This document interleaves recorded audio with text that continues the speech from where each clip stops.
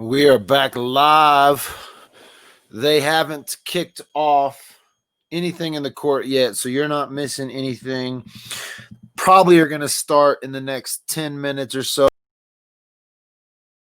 They start right at the top of the hour, but you'll be there as soon as they kick back off.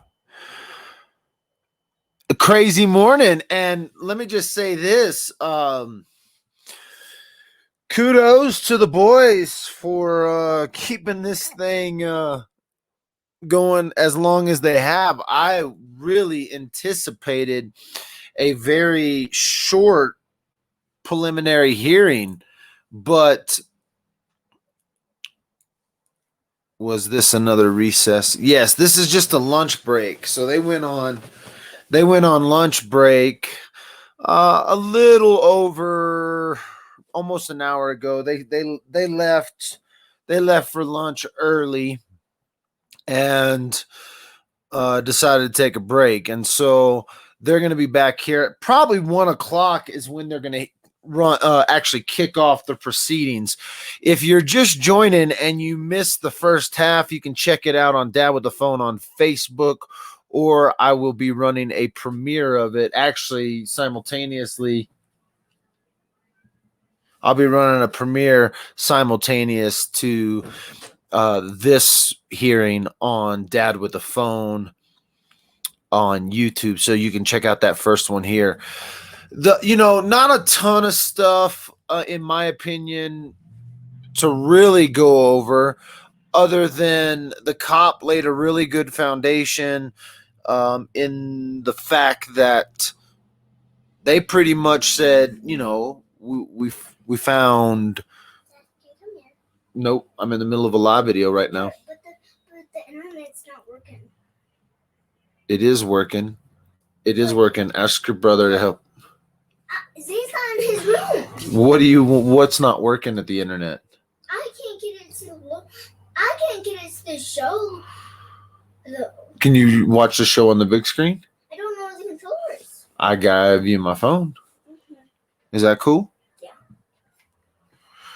And I'm also a dad with real kids who interrupt my live videos on the regular and tell me to shut up. So anyway, the first appearance today, first witness today in this preliminary hearing pretty much sealed the deal. Hey, you got probable cause to arrest this dude, all right, on some charges. And the fact that they have a bodies, I didn't like hearing about that. I'm going to be honest with you. Could you have left out the details? Because that had to have my heart, I feel like, was connected to the grandparents in the room, and I did have to tune some of it out because I don't need to listen to it. I don't need to hear those details.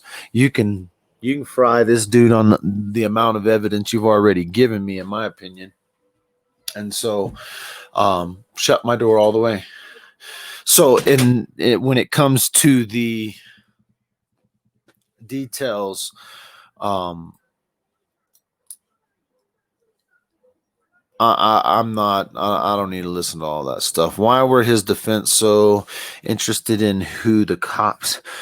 Well, because they haven't been given all the discovery yet, maybe, and it's not so much that they're interested in who they have spoken to, as much as they want to know, okay, well, I know why he was asking all those recordings. He wants to make sure he has all the recordings. He wants to make sure to see who has talked to the cops, because I think there might be, there's obviously other people involved when it comes to Lori and Alex, but I think when it comes to the other family members and the other people he's speaking with, or the other people the cops spoke to, is to kind of show a foundation of he spoke with a lot of people.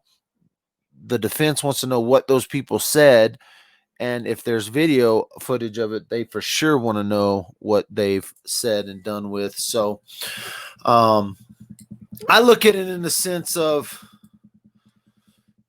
the defense attorney's doing his best to bring into question, are you sure this is what Chad Daybell said to you?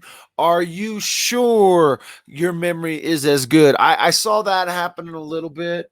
Hey, are you sure you know what he said? Are you sure that you can remember that good?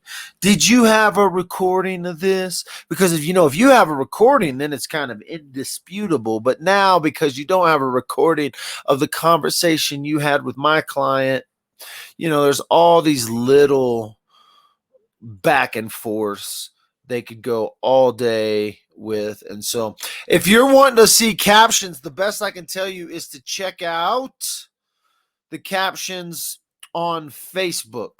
The second part of this preliminary hearing has not kicked off yet.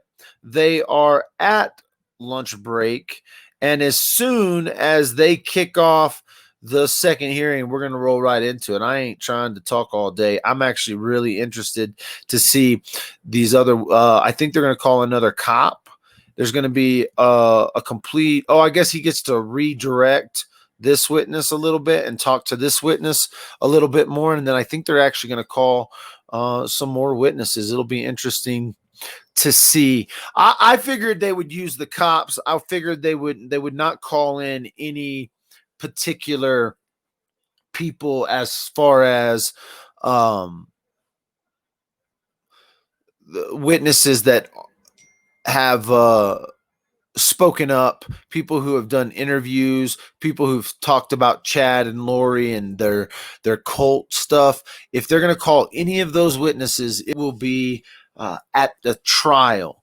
The preliminary hearing, they only need to have probable cause. They're only having to show probable cause.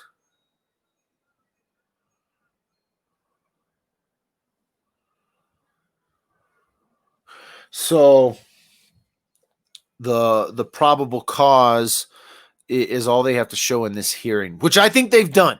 I think they've already done it. I don't know if they're going to hammer it.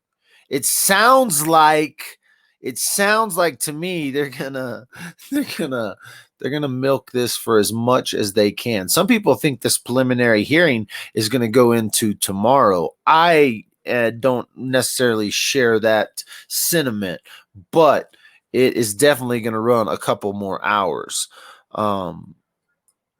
especially if they're going to bring in more witnesses.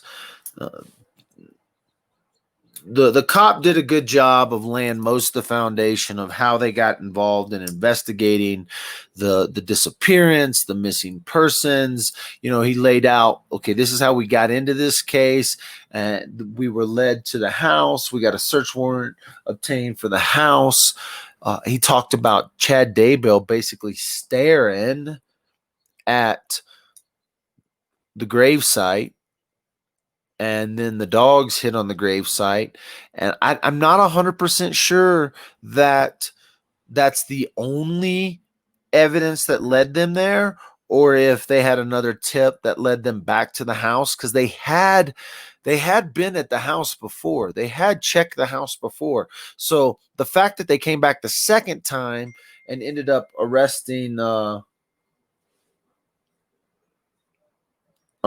him it's just interesting to me that then they didn't really say, hey, we had a tip come in that said go back to the house, or we had a specific person.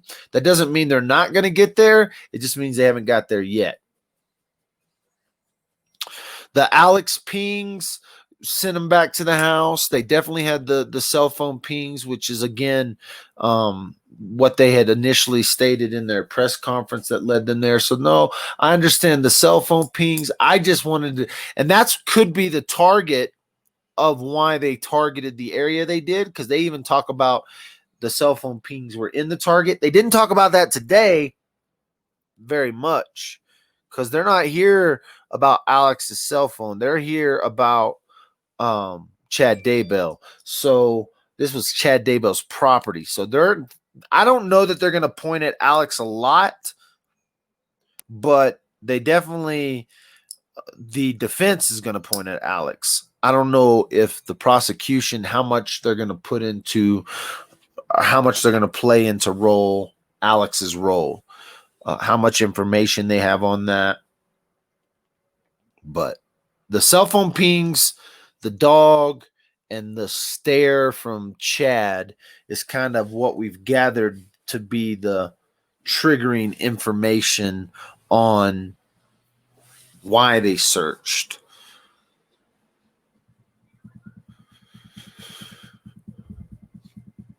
The chess game, for sure, it's a long game. This attorney is definitely playing the long game. He's going to wear these witnesses out. These witnesses are going to be worn out. The family's going to be worn out. We're going to be worn out. It's going to be emotionally draining. It's going to be an incredible emotional, it's going to be an emotionally draining court. Looks like we're going to get kicked off here. It looks like the cameraman's got himself back up in the room, and we should get going here shortly. If you're just joining, we're watching the second part live on Dad with the Phone of the Chad Daybell preliminary hearing. This thing ran for 2+ hours. I think Lori's is on the 10th or the 8th. Hers is like the 10th or the 8th.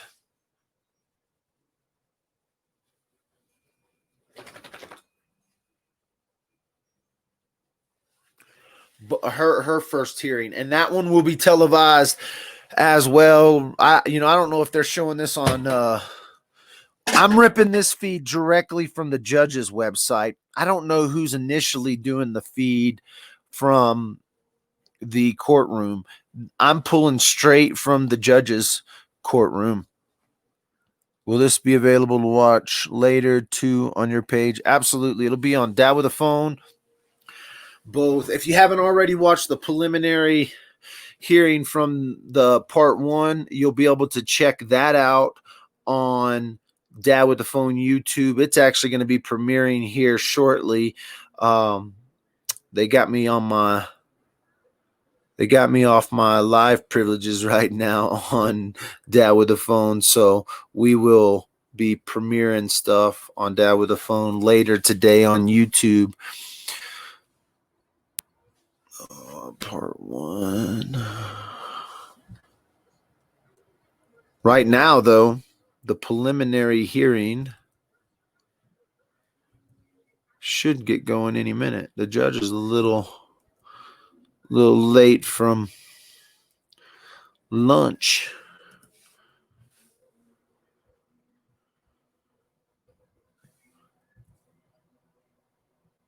I'm actually premiering a video on my YouTube right now from part 1. We will have part 2 up as soon as it's available.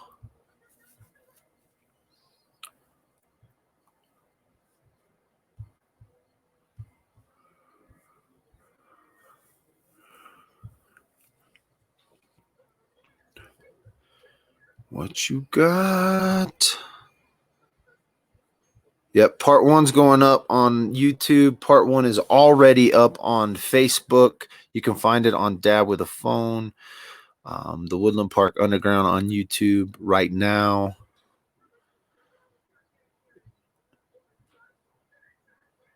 Boom. So that's uploading. Be about 5 minutes. It'll be there.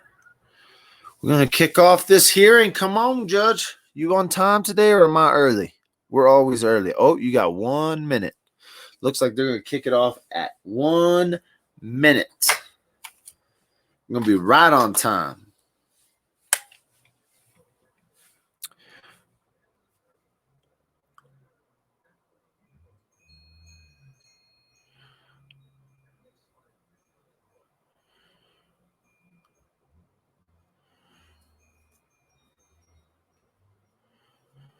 I think Chad is. Does anyone else think Chad's acting like an arrogant prick? I don't think we're going to like Chad at all. during this trial. I don't think we're gonna like the attorney at all during this trial. I promise it's not the COVID.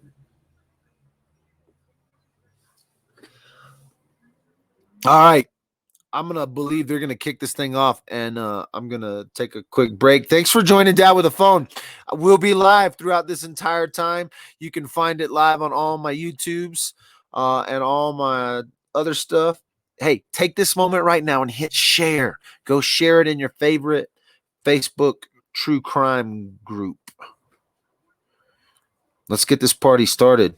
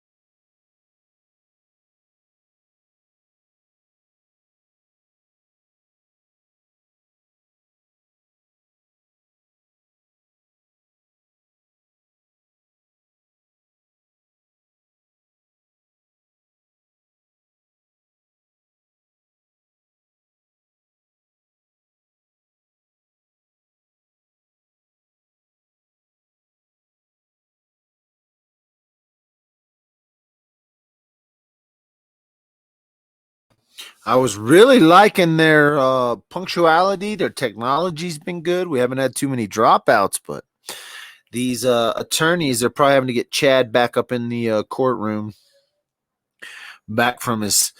He might be actually. Nah, this isn't a jury trial, so he's probably not walking around the courthouse free, but he is probably. It looks like he's handcuff free, shackle free. It was interesting during the Patrick Frazee case, not during his preliminary hearing, I think, but definitely during his trial. Patrick got to walk around the courthouse, use the restroom, no handcuffs, wasn't going to be seen in front of the jury with no handcuffs.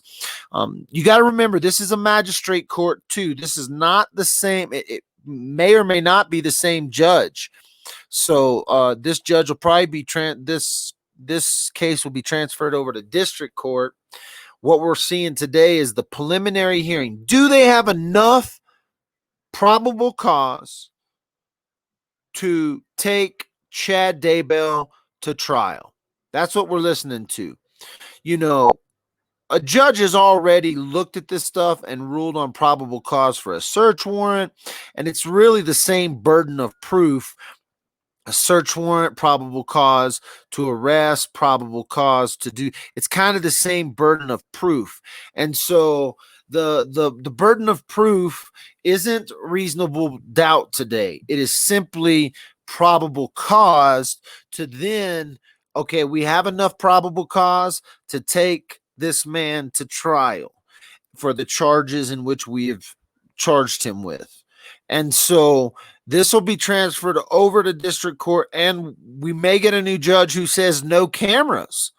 It's very likely, it could very easily get a judge who says we're not going to allow cameras. It sounded like everybody was pretty professional today, except one of the camera guys almost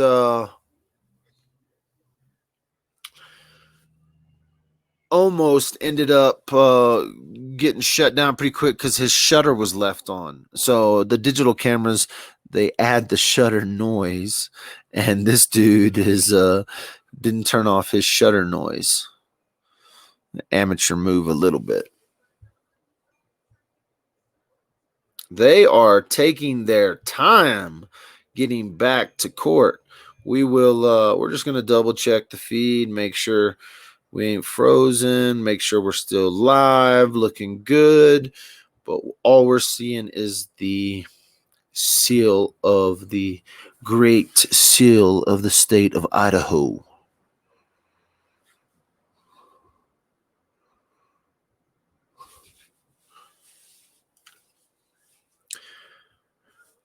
Biggest surprise out of this morning. How detailed. I didn't want to hear details. I did not want to hear about the babies being wrapped in plastic, being partially burned. I didn't want to hear about that. Sorry. That is not what I wanted to hear this morning.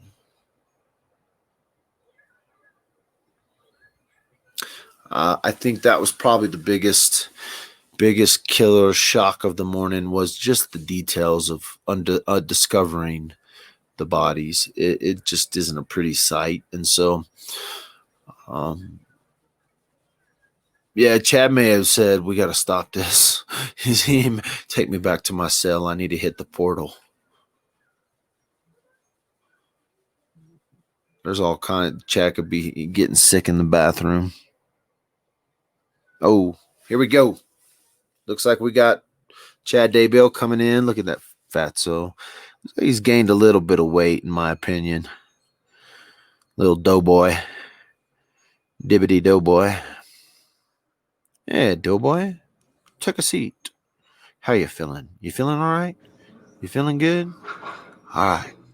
Let's get this show on the road. Thank you. Please be seated.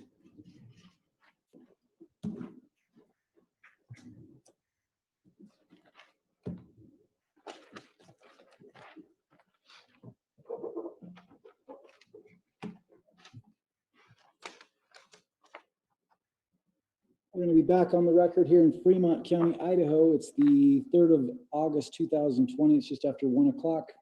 CR 2220-755, State versus Daybell, excuse me. We will continue forward. We're in the middle of the witness, Detective Hermosillo. The cross-examination of Detective had just completed. We're to the redirect. We'll have Detective Hermosillo come back to the witness stand. He's still under oath. Your Honor, the state has no further questions for Detective Hermosillo. Okay. Detective Hermosillo, you don't need to come back up here then. Next witness, Mr. Wood. The state calls Ron Ball.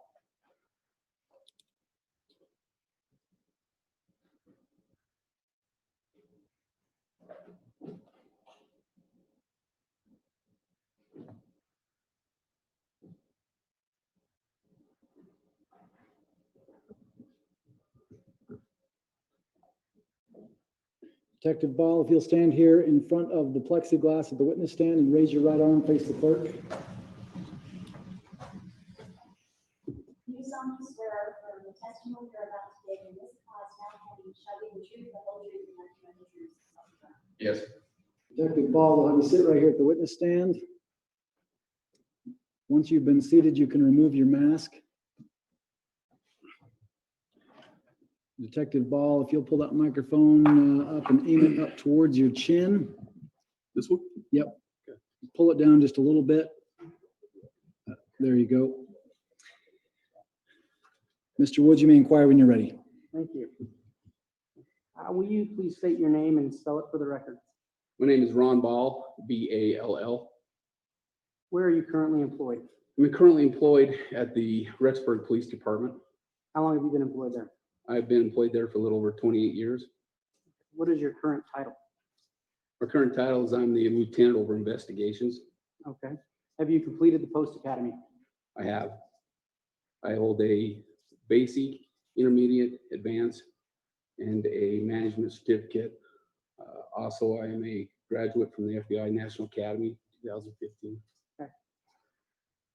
Detective, through your work at the Rexburg Police Department, were you involved in the investigation of the disappearance of J.J. Vallow and Tylee Ryan? Yes, Detective, were you present at Chad Daybell's residence on June 9th of 2019? I was. Okay, what were you there for? We were there to conduct a search warrant at that residence. Okay. Are you aware what, if anything, was discovered on his property? I am. What was it? The remains of 2 bodies. Okay. Do you know if those remains were sent to the Ada County Coroner's Office? Yes. How do you know that? I was personally involved in taken them to Ada County, Okay, Ada County Coroner's Office. okay. What day did you take those to the coroner's office? We took the remains to the coroner's office on June 10th Of what year? of this year. Okay, so 2020? Yep. Did you continue to work on this case on June 12th of Correct. 2020? What did you do that day?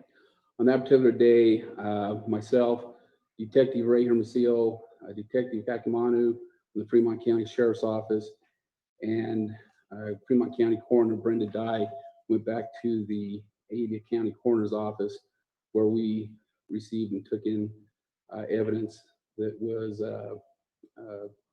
the state lab had, or the coroner's office had retrieved from the bodies. Okay.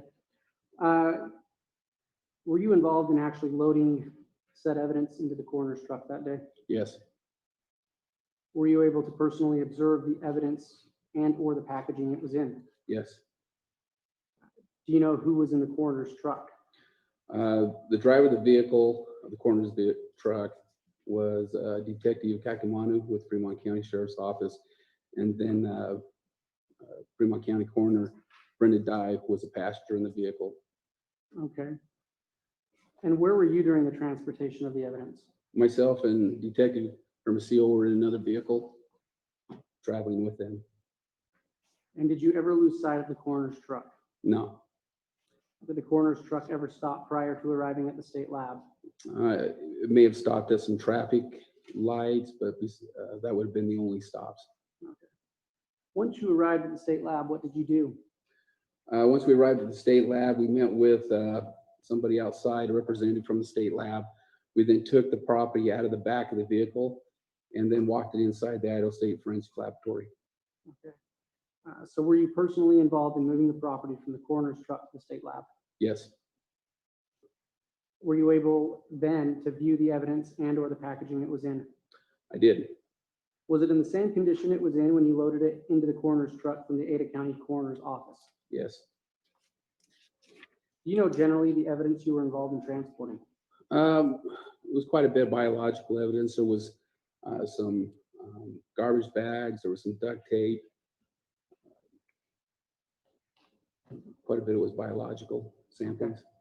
And when you say biological evidence, what do you mean by that? Swabs. There were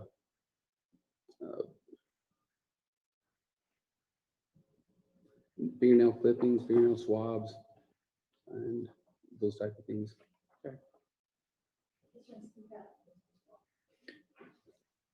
Excuse me? Okay.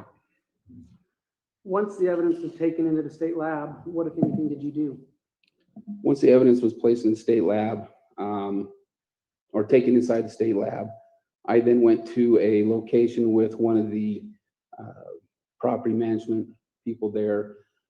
That evidence hadn't been checked into the Rexburg Police Department yet because I had just received it and we were still in Boise. So I had to sit down. I had to get my office on the phone. I talked to Sergeant Colette Davison with the Rexburg Police Department. I went piece by piece of it and described to her what that piece was. And she then entered it into the computer system back home, or back in Rexburg, and it was assigned a number. And then once I had that number, I then gave that to the representative from the Idaho Forensic Laboratory, and they then took custody of it. Okay.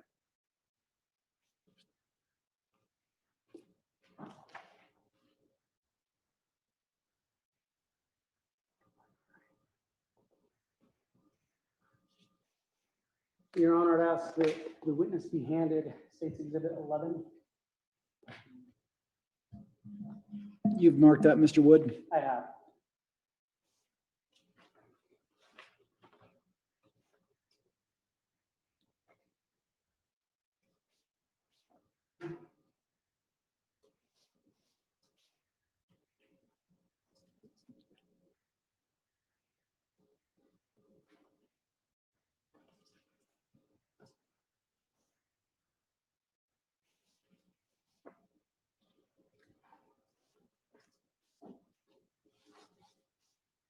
Judge, could we approach for a minute?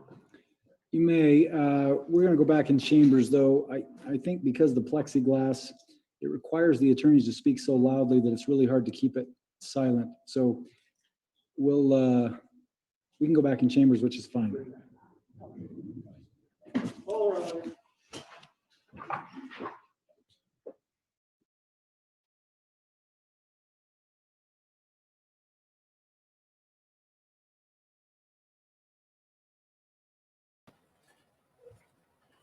Looks like they got some top secret stuff they don't want us to know about. At least right now. There is, in my opinion, not a chance in a portal that Chad takes a stand.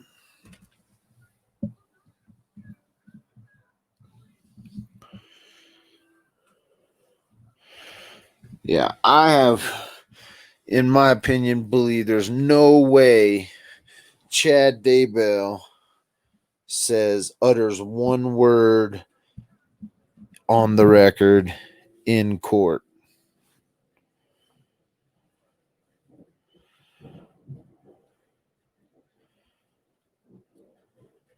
You didn't miss much, Jerry.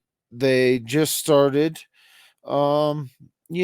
establishing a little bit of foundation around who this witness is, how he played, what role he played, stuff like that. Well, Rhonda, the very easy reason for Chad Daybell not taking the stand is simply because as soon as you take the stand, you open yourself up for cross-examination. So although people say, get up and talk about your innocence, the thing is, innocent or guilty, you still may say something that incriminates you. And so very, very, very, very, very, very seldom will you see someone in a case like this, a magnitude like this, open themselves up for cross-examination. I very highly doubt that Chad Daybell will take the stand in trial. The only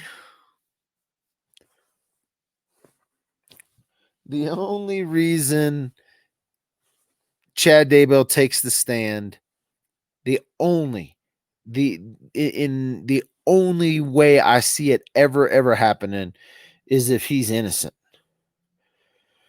So if you believe he's innocent, then Chad should take the stand.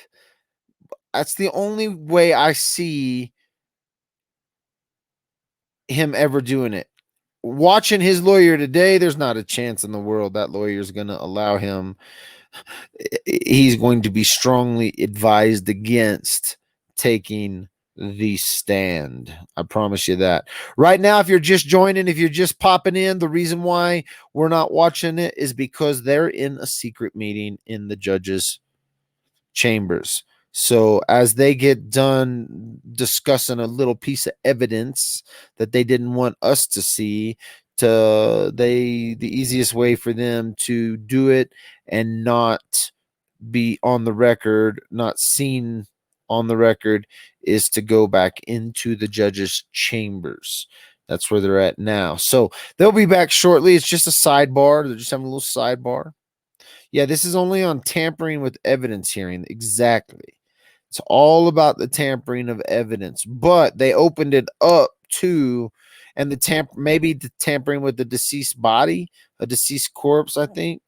I don't know if they're, so again, this is a probable cause hearing. That's why I am very surprised in how much information we are getting, but it also is a probable cause hearing that there are going to be new charges filed. People, you got to understand, somebody's getting charged with murder here, whether it be Chad Daybell or Lori Vallow or a combination of the both. Somebody is going to eventually get charged with murder and or something, because the world is not going to sit by and just let them skate with what we heard today. To bind up a child with duct tape, plastic bags over their heads, their mouth taped from ear to ear. To do all of this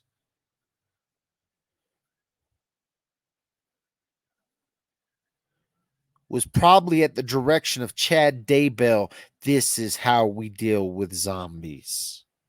They probably tortured that young baby. They may have performed some sort of sick, sadistic rituals. This is reminiscent of some stuff that's coming out in the news and through different media outlets about torturing children for the endorphins in the blood. You terrify a child. This is what happened to these children. These children were terrified when they died.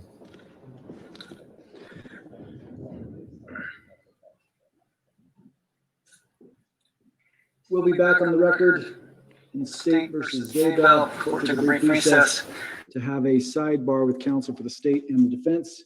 The issue has been resolved. It's my understanding. Mr. Wood, you may continue. Thank you, Your Honor. I'd ask that Exhibit 11 be handed to the witness. Exhibit 11 will be handed to the witness. Mr. Pryor, you've had a chance to review that now. Is that correct? Yes, Your Honor, thank you. Any objection to the admission of Exhibit 11? Did you move for admission? He did not. I have not moved yet. All right. I think I have to establish a couple things, Your Honor. That's fine. Detective, you have State's Exhibit 11 in your hand?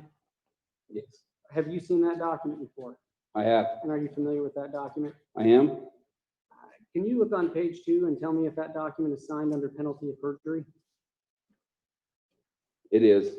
And who does that document, what organization does that document purport to be from? This document is from the Idaho State Police Forensic Services. Your Honor, I'd move to admit State's Exhibit 11 into evidence for purposes of identity. For purposes of identity, Judge, there's no objection. It will be admitted for purposes of identity.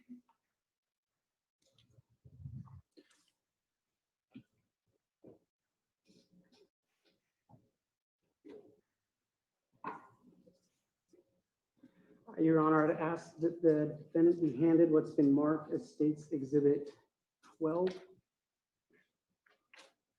Mr. Wood, did you say the time?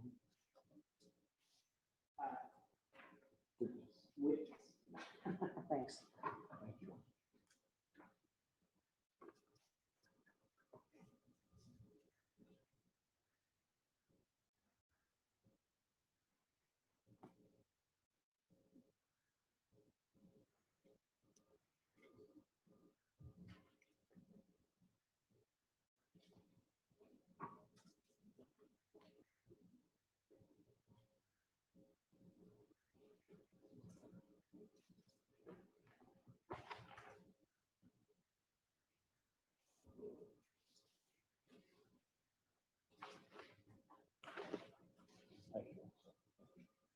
Exhibit 12 will be handed to the witness.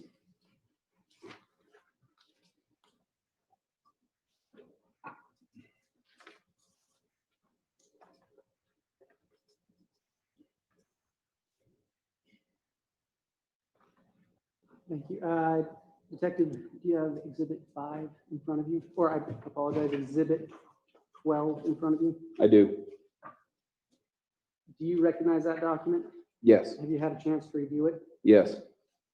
What organization does that document purport to be from? This is from the Idaho State Police Forensic Services. Can you look on page 2 of that document and tell me if it is signed under penalty of perjury? It is. Your Honor, the state would move for State's Exhibit 12 to be entered into evidence pursuant to Rule 5.1 for Mr. Pryor? purposes of identity. For identification purposes, Judge, there's no objection. For identification purposes, it will be admitted. Exhibit 12. Your Honor, the state would ask that State's Exhibit 13 be shown to the defense and then handed to the witness. Exhibit 13 will be handed to the defense counsel.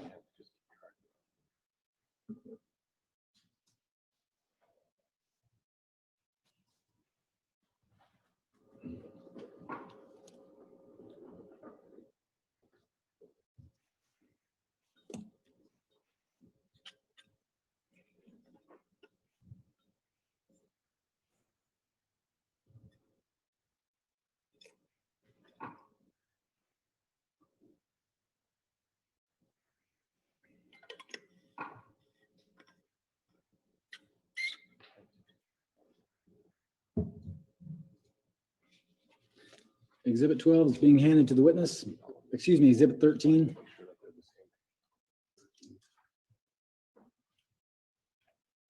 Detective, do you have State's Exhibit 13 in front of you? I do. Do you recognize that document? Yes. Have you seen it before? Yes. Who does that document purport to be from? It is from the Idaho State Police Forensic Services. And can you look on page 2 of that document and tell me if it's signed under penalty of perjury? Yes, it is. Your Honor, the state moves that State's Exhibit 13 be entered into evidence pursuant to Rule 5.1 for purposes of identity. No objection, Judge. Exhibit 13 will be admitted for purposes of identity. Thank you. The state has no further questions for Detective Ball. Cross-examination, Mr. Judge. Pryor. Thank you, Judge. Thank you very much. Lieutenant Ball, the items that are referenced in the reports, the swabs and all of that, initially were those, thank you, were those items obtained by you? Did you do the swabs or was that someone else? That was somebody else. And those folks provided you with the property, is that correct? Correct. And can you just briefly describe how you were provided that property? Was it on site at Mr. Daybell's house or where? Well, I guess I'm not sure which part you're talking about. Was Well, let's it talk at the about- lab or at the house? The swabs that were obtained, Okay. okay? Those were done where? They were done at the Ada County Coroner's Office. Okay. Now, the other evidence that you made reference to, that you transported to the I believe the lab or to the coroners to be with the folks from Fremont County. Prior to that being transported, whose care and custody were those items in? Be the county coroner. Okay. So at some point, there was a transport originally from where the items were obtained to the county coroner. Were you part and parcel of that transport? I did not transport those items personally. That was transported by Fremont County Coroner Brenda Dye and Detective Vince Kaikamanu. The last name again? Kaikamanu. Mr. Wood, do you mind spelling Kayakamani for the record so that we can all have that clear for right now? Does anybody know spelling of that? I can guess, but I don't know that I can spell it correctly. It's Kaayamanu.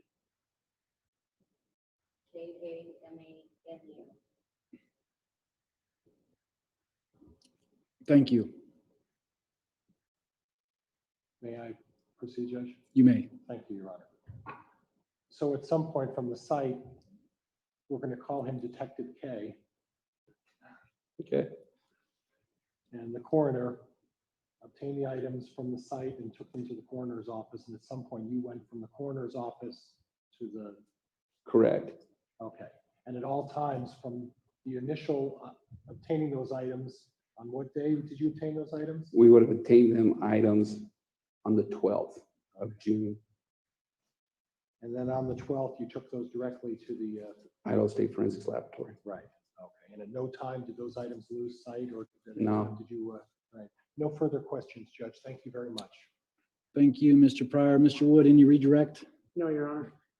Thank you, Detective Ball. You can be excused from the witness stand. Mr. Wood, can this witness be excused from the court? Yes. No objection. Okay.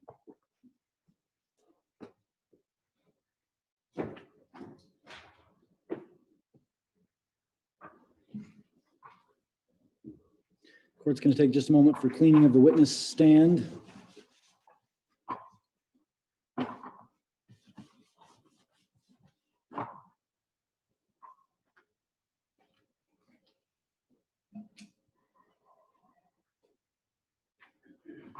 Can you believe this dude? Little smirky smirk. Thank you. Mr. Wood, you may call your next witness. State calls David Stubbs. Hey, Doughboy. Hey, Doughboy, you gonna Can I get watch Mr. this when Stubbs' you're title, in please? freaking jail? Detective. Thank you. All right, I'm not gonna do it, but I really would like to commentate when he freaking starts smiling. You guys are doing good in chat to keep it fairly clean.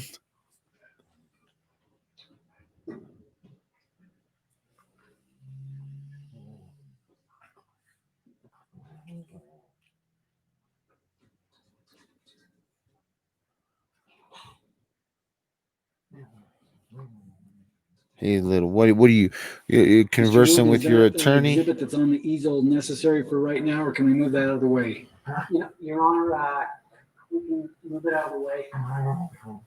Why don't we just set it up against the wall, facing the wall for right now, to give a little bit of room?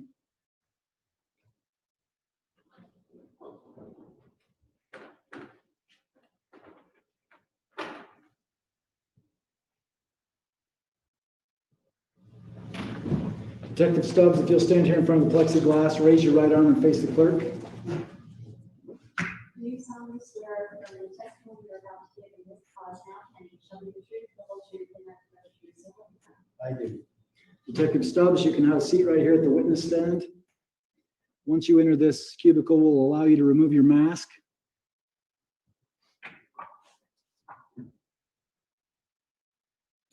Thank you. If you'll pull that microphone down a little bit and aim it up towards your chin, we're keeping a record.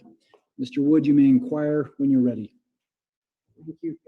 Detective, can you state your name and spell it for the record? David Stubbs, last name Stubbs. Thank you. What is your occupation? I am a police detective sergeant with the detective division for the Rexburg Police Department.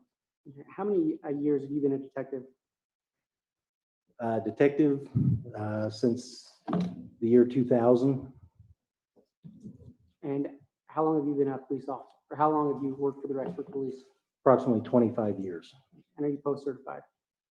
Correct. All right. Do you hold any certificates of training in electronic forensics? I do. I'm certified as a operator and analyst in the Celebrite systems. Also, I have certificates in access data systems. I do have training in multiple other data systems as well. Are you a part of the Idaho Crimes Against Children unit? I am part of the state of Idaho Internet Crimes Against Children Task Force, yes. Thank you. How did you become involved in the investigation regarding the search for J.J. Vallow and Tylee Ryan? I first became involved with Detective Hermosillo in reference to locating a vehicle that was in interest to Arizona police. Later, I became involved after a complaint was put in for a welfare check on juvenile J.J. Vallow. Okay. Have you ever met the defendant, Chad Daybell? I have. Okay. Where did you meet him? I met him when we issued the search warrant for his property in his kitchen. Okay.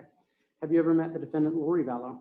I have. Judge, could I have some foundation on the date, time, and place? They gave us the place, but the date and time would be helpful. I'll lay that foundation. What date? You referenced the meeting defendant Daybell. What date did you meet him? I don't recall the exact date. It was the date of the search warrant service. Which search warrant are you referring to? The search warrant where we searched the property, the Daybell property. Right. Does June 9 sound like it might be that June day 9th would be correct. of 2020? And what time of the day did you meet him? We knocked on the door and entered the residence around 7 a.m. Okay. Have you met the defendant, Lori Vallow? I have. Do you know the approximate date of when you met Lori Vallow? That would have been November 26th, 2019. Do you know approximately what time of day you met her? It was in the AM. Where did you meet her? 565 Pioneer Road, apartment number 175. Was anyone else with you when you met her? Yes, I was accompanied by Lieutenant Ron Ball and later was joined by Sergeant Kellen Wetton. Okay. And what was the purpose of you meeting her that day? We were trying to perform a welfare check of the welfare of JJ Vallow. Okay. Were you wearing a body camera that day? I was. Okay. And did your body camera record your meeting with Lori Vallow? Yes, it did. How many times did you speak with Lori Vallow that day? 2 different occasions that morning. And generally speaking, what did you ask her? Our focus was to inquire on the welfare or the location of JJ Vallow and make sure he was okay.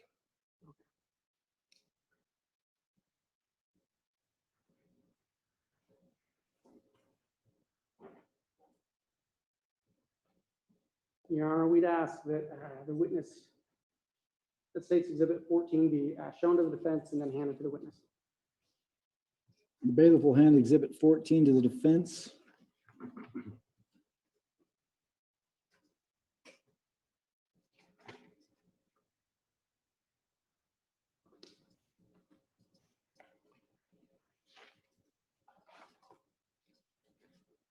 The bailiff has handed Exhibit 14 to the defendant, or the witness. Detective, do you recognize states Exhibit 14? I do. Have you, what is it? It is the recordings from my body camera. There's 2 different recordings on this from the 26th of November 2019. Okay. And have you reviewed the contents on that disc? I have. Are they true?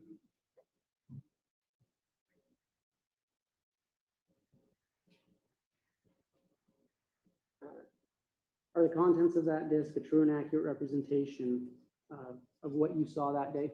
They are. And is it a true and accurate representation of, to the best of your knowledge, of what your body cam recorded? Yes. Your Honor, the state would ask that State's Exhibit 14 be entered into evidence. Mr. Pryor, If I may inquire in aid of objection, you may. can you give me an idea, officer, as to when you reviewed that for its accuracy on a date and time? Can you speak a little louder? Oh, I'm sorry. Will you Can pull that tell me microphone What date clo- and time did you review that to ensure that there was an accurate copy of what transpired on your interview with Ms. Vallow? The last time I reviewed this was this morning. Okay, all right. No further questions, Judge. Thank you. All right. Any objection to the admission of Exhibit 14, Mr. No Pryor? objection, Judge. Thank you. Exhibit 14 will be admitted. Your Honor, we'd ask that this be placed into the DVD player. You wish to publish it right now? Yes, we wish that the state moves to publish it, Your Honor. We'll have the bailiff or whoever's in charge of IT put that into the player.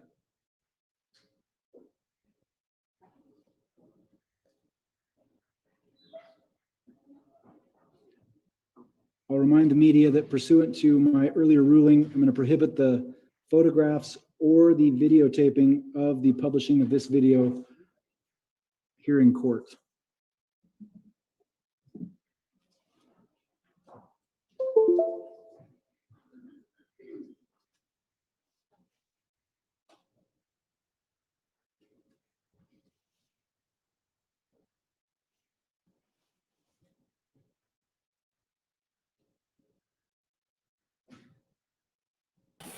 Interesting that they aren't allowing this information out to the public, even though the public has a right to an open court. In other words, this is the only way we can Court will be view at ease for a moment while this is loading. Mr. Wood, take all the time you need. Thank you. the fact that they're not allowing us to see this in a sense is a violation of our open court rights. I understand why he's not doing it and the reasoning behind it, but because it's being played in open court makes it open record. So even though it doesn't have to be, they don't have to give us the digital file, or they don't have to release the digital file of it, they should still play it for the public because it's being played in open court. The reasoning behind them televising this court hearing is because of COVID and because of the limited amount of people that can be in the courtroom, and yet they're going to block the video. I understand why they're doing it. It's just like they're not allowing the evidence to be shown to the public, except if you're going to show a video in open court, it becomes court record. So I'm back and forth. I'm back and forth on it. I don't know. I think they should definitely allow the video to be shown. I'm loving y'all's comments. I promise it's not the COVID. It could be, though. I may have just given you all COVID. I'm kidding. You may. Please don your mask.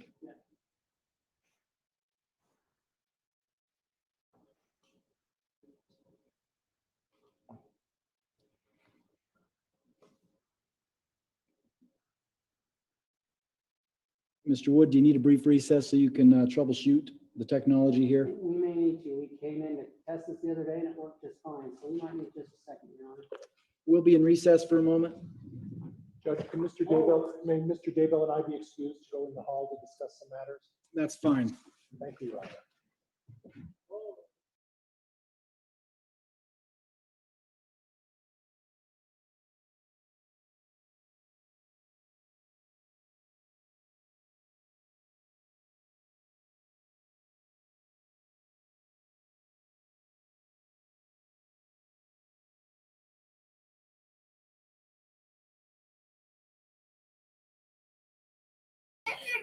It's interesting to me. They're loading the videos, so they're loading the video, taking a little recess. Golly, they're gonna stretch this. This thing's gonna stretch out all day. They're going to stretch this preliminary hearing out all day, which is not normal. Normal scenarios. Here's the probable cause for the arrest. We're going to give you discovery now. Then he's going to have a chance to plead guilty or not guilty. See, at this time, I don't even know that he has full discovery on everything, because these body cams, that's what they're about to watch, is this body camera footage, I'm pretty sure. And it's going to be interesting. I doubt we'll get audio. I bet they cut the audio feed when we go to the video. They're not going to allow that to get out. I don't know why. I don't know why not, though, because they're showing it. I understand every little document and autopsy and stuff like that. They don't want to release that to the public because it could taint the jury pool, right? The video could taint the jury pool, but you're showing it in open court. The argument for televising this thing was because you can't have an open court because of COVID. And so you should at least show everything that you show in the court. So if there's a piece of evidence that the open court people could see, like a video or an audio recording or pictures that you're going to put up on a projector, all of those things, in my opinion, and my opinion is just simply that of a dad with a phone, is that is open court. That is the definition of we have a right to an open court. You know, if everyone or if the public was allowed to fill the courtroom right now, I have no doubt that the courtroom would be full of people who could see that evidence, right? Now, I know they're trying to limit the number of eyes and ears on the evidence to not taint the jury pool, but a jury pool being tainted is very, very unlikely, no matter how big of a case is. I'm telling you, no matter how big of a case is, it's very unlikely that they move jurisdictions, move venues based solely on a jury being tainted.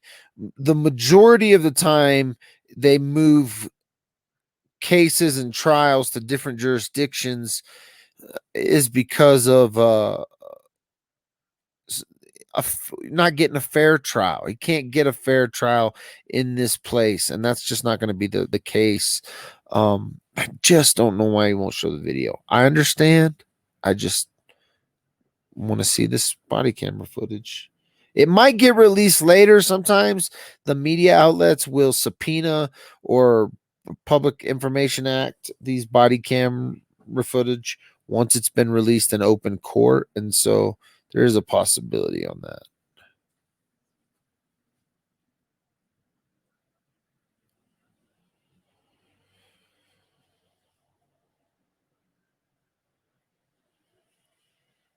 Thanks for joining here. There's a lot of people streaming this. I got notifications from a few different YouTubers who are streaming, obviously, this case that has captivated most of the true crime society online. So thanks for joining. I'm glad that they're streaming it.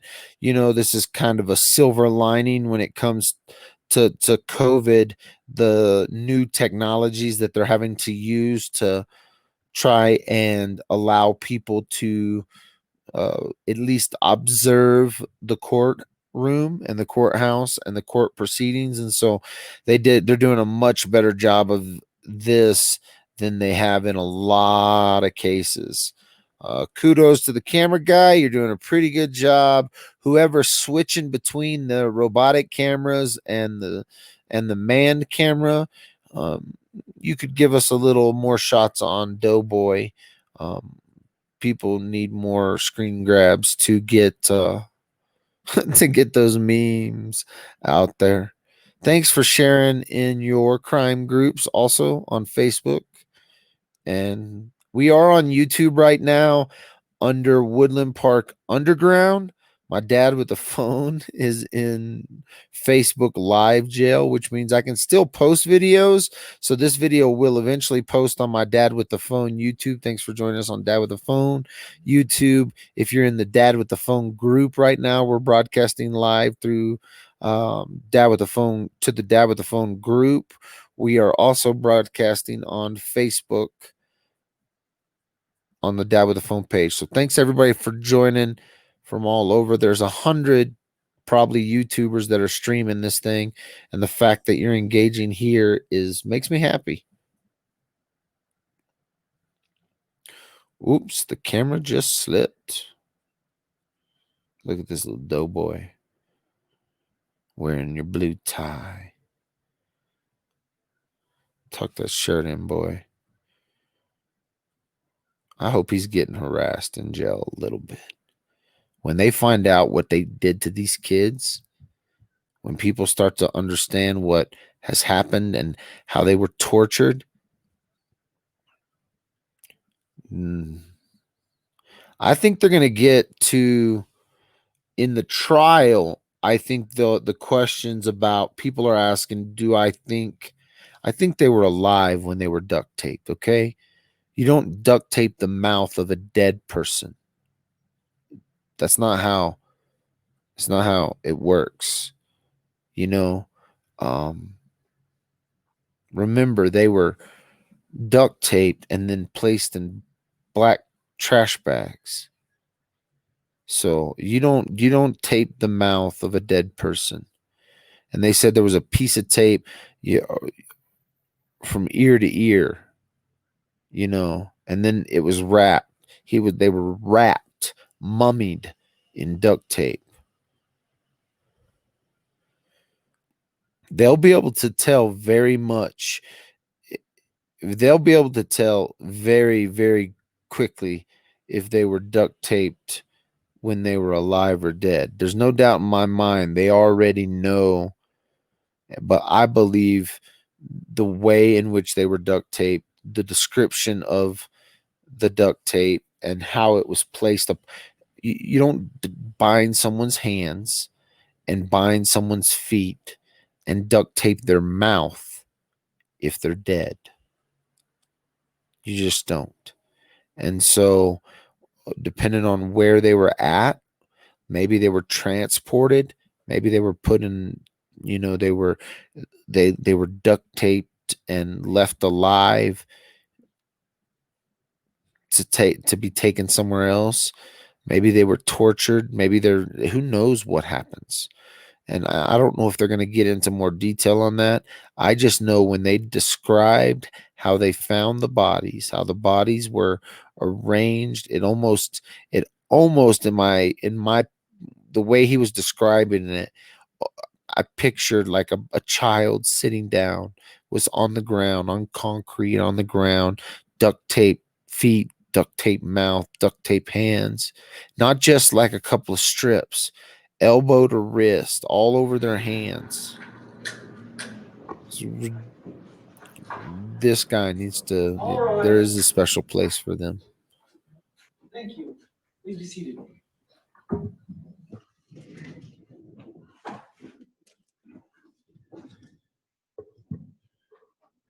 We'll be back on the record, continuing with the direct examination of Lieutenant Ball. Is that correct? No, excuse me, it's Stubbs. Stubbs. I apologize. Detective Stubbs.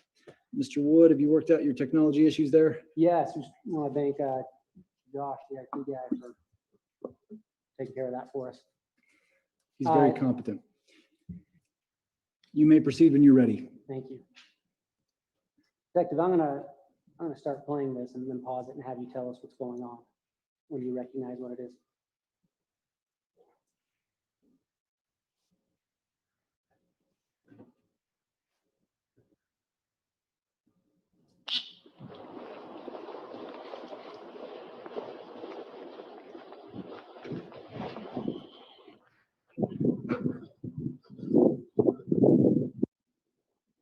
This is my body cam footage as myself and Lieutenant Ball approach the apartment number 175 the first time on the 26th. Okay.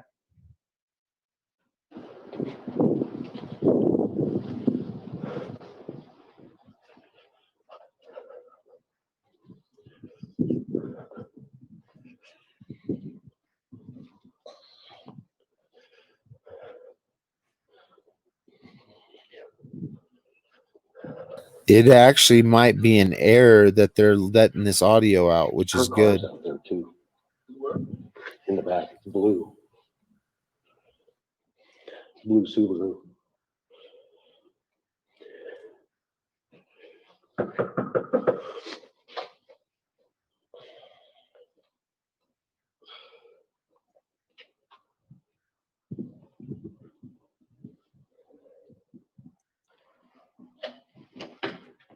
Hi, you Lori. Lori, I'm Lieutenant Ball, Police Department. How are you? You got a minute? You alone or that help? Or? My brother's here. Okay. This is Detective Stubbs. Hello.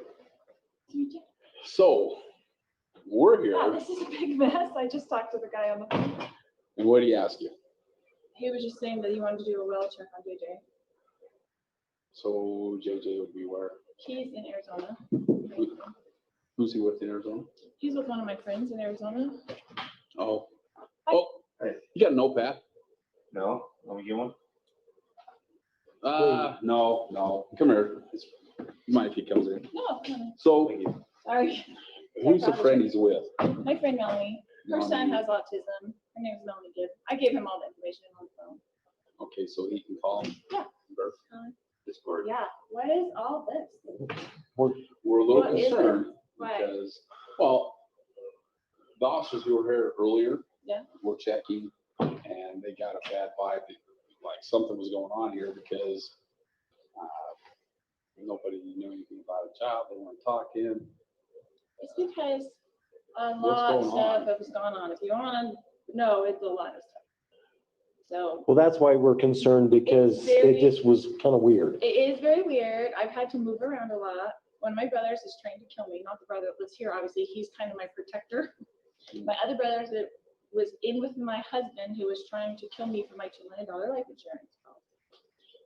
Now, So a lot of stuff has gone on in this last year. It's been a horrible year for us. I've had to move around. And so I was going to move back to Arizona, put my son back in the school there because I tried to put him in school here, public school at Kennedy. okay. He went for 2 months. We tried it, but he had such a hard time. Now, the person who called is my sister-in-law, but she's his natural grandmother. He's adopted by us. Okay, so her son, who's a drug addict, Okay. had a baby with a girl who's a drug addict, and they took him from, CPS took him, gave him to the grandmother. She came and got him, and then she wanted us to adopt him, which we did. And we loved By him and taken us, care. who we call My him? husband and I, who died earlier this year. Okay. He passed away. Since he Sorry to passed hear that. away, she's been trying to fight me for him and being really horrible to me and that kind of stuff. The, She's kind of the paternal friend. okay, thank Does you. that make sense? That's I'm what I sorry. needed. The paternal grandmother. Yes, he has autism and ADHD. He doesn't really talk to people. Like he's very special needs. So I had him in a special needs school there. She was trying to, so what happened was my husband, who we were married for 15 years and had raised all these 5 kids together, switched his life insurance policy to her, right? To his sister, okay. who got $1 million when he died, and we got nothing. For me to raise JJ, and all the kids got nothing, and everybody got nothing. She got $1 million. So I knew she was going to try to sue me for him, or JJ? yeah, because she now has this $1 million, so she can hire people to help him, and I have nothing. But you have nothing legal but- custody. He's my son. I adopted him when Right. he was 2 years. We had him from the time he was 8 months old till 2 years old. So she does nothing that wants to cause me trouble. So I don't tell people the truth about where we are and what we're doing because of those reasons. So I look like a suspect, but I am not a good person. Raised all of my kids. I've done everything that I'm supposed to do in life, but everyone is causing me trouble right now. So We don't want to cause a lot of trouble. How long have you been here? we've only been here since September. Okay. We moved up here in September. My daughter to go to BYUI. Your daughter goes to BYU? Yeah. Does she live here? So it's been a nightmare, but I'm gonna go back to Arizona so I can put him back in the special needs school. He couldn't do the school here. It was too hard for him. He would scream and cry, take him to school. The principal would have to come out, try to drag him out of the car. Like, it's too hard. But I just don't tell people where I am. I don't tell her where I am ever. Okay. And she doesn't have any legal rights to anything. Like, she's been horrible to me since my husband died. My understanding, she never called you to try to get the child, hey, I'm interested in the child back, but I that, know, but she sends me these emails with like the dates and like she's putting up court stuff, like just documenting. I haven't heard from him in all this time, and so I've told her that he's fine. But See, and we hadn't heard any of that as far as, I'm just saying she's doing this as part of that. Yeah. Is my understanding. and our only concern in this whole thing Yeah, is that is he's fine. the child. I got it. And so that's where we're at on the, and then So we I were just a called little her. weirded out when, and I understand now that we've heard your side of the story. It's awful. They The- just I feel like I'm being tracked all the time. Like, why are police coming to my Well, door? they What did I do? they said they were out visiting with 2 guys, and I'm assuming Who is- one's your brother. Who is this? Yeah. Who was the other one? The other guy they were visiting with. There were 2. Visiting. Well, we had 2 detectives over here trying to, Looking for you a Oh, little while ago. because I was at the store. and they ran into probably one of your brothers in My the back brother here. and his friend, probably. Oh, They've who's been that? moving. Chad. Chad from around here? What's his last name? Yeah, okay. All right. It's just a mess that is constantly causing me trouble. Chad the Daybell? He's an author. Doesn't he live like out in the, isn't that the Chad Daybell that, did his wife pass away recently? Is that him? I don't know, I bet it is. Chad the Daybell. but it sounds familiar as an I author. think I know one of his. He's got a couple of daughters. He has lots of kids. Okay. I'll bet it's safe. All right. Well, maybe anything else? Sorry to bother you. Thank you. Okay. We don't mean to be a I'm problem. sorry We just- that people are constantly knocking on my door looking for me, and I just don't want to be found. So Have you had problems? Because I think we only had. well, the reason I'm moving is because the brother that was going to kill me, that we found emails and texts with my husband at the time, came showing up here. So he found out where I was, and he was knocking on my door. No, this was your brother? One of my brothers. He showed up here and was knocking on your door. He lives in Kansas. And you said something about you were getting threatening emails? Well, no, just after my husband passed, I found emails and texts between them that they were planning all this stuff to get rid of me. Do we need to worry about him coming over? Well, that's when I'm moving back. I'm moving, and I'm not going to be in a place. I'm going to live with my friend, Melanie. Don't tell anybody her name, Gibb, because I don't want anything in my name. I put the apartment in my name, but I've been staying over here with my brother because he protects me. Okay. He's very I just protective want of to know me, if so. he shows back up, you can call. Take care of it. Well, that's what I'm saying. Like, I just just a nightmare. I mean, I canceled the insurance policy since my husband passed, so there's no money if they can. And what are they going to do with JJ and Tyler? Like, what do you believe? Yeah. So, Well, if you have a problem, shows back up, feel free to call us. We'll come and run him off or something. Okay. All right. Okay, we'll get out of here. Sorry to bother you. Thank you. Thank you. See ya.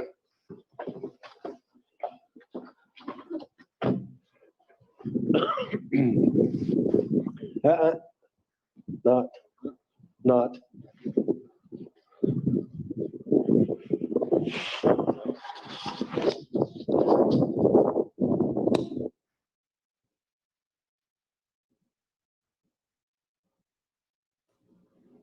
Detective Stubbs, did you return to that same apartment that day? Yes, when Detective Hermosillo and Detective Hope could not contact Melanie Gibb a few minutes later from this encounter, we went back to her door to inquire about how we could get a hold of Melanie Gibb. And is that what is on the second film file here? That is Video correct.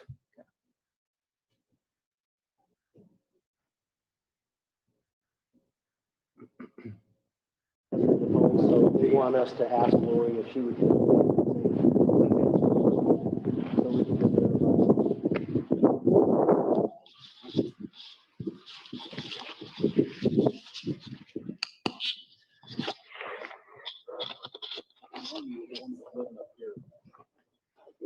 Melanie is the friend. Wasn't Melanie the one living up here supposed to be her daughter, Lori's daughter? No, this was the friend that she's going back down to live with, she said. Right. She's got a daughter named Melanie. Let's just see if she will call and have Melanie get a hold of Hope and just do a verification. Because apparently she's not answering the phone down there.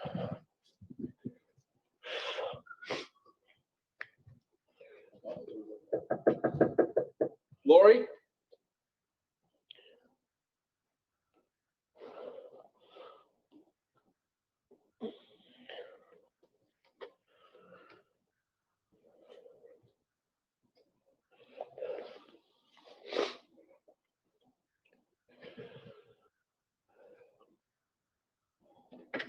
Hi, Lori, sorry to bother you again.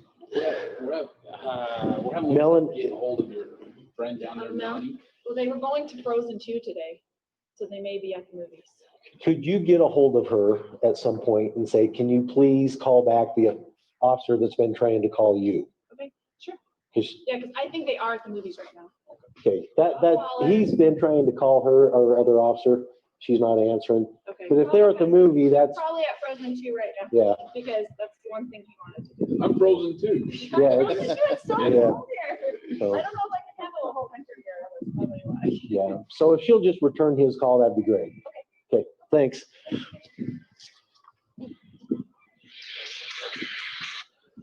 Yes, sir.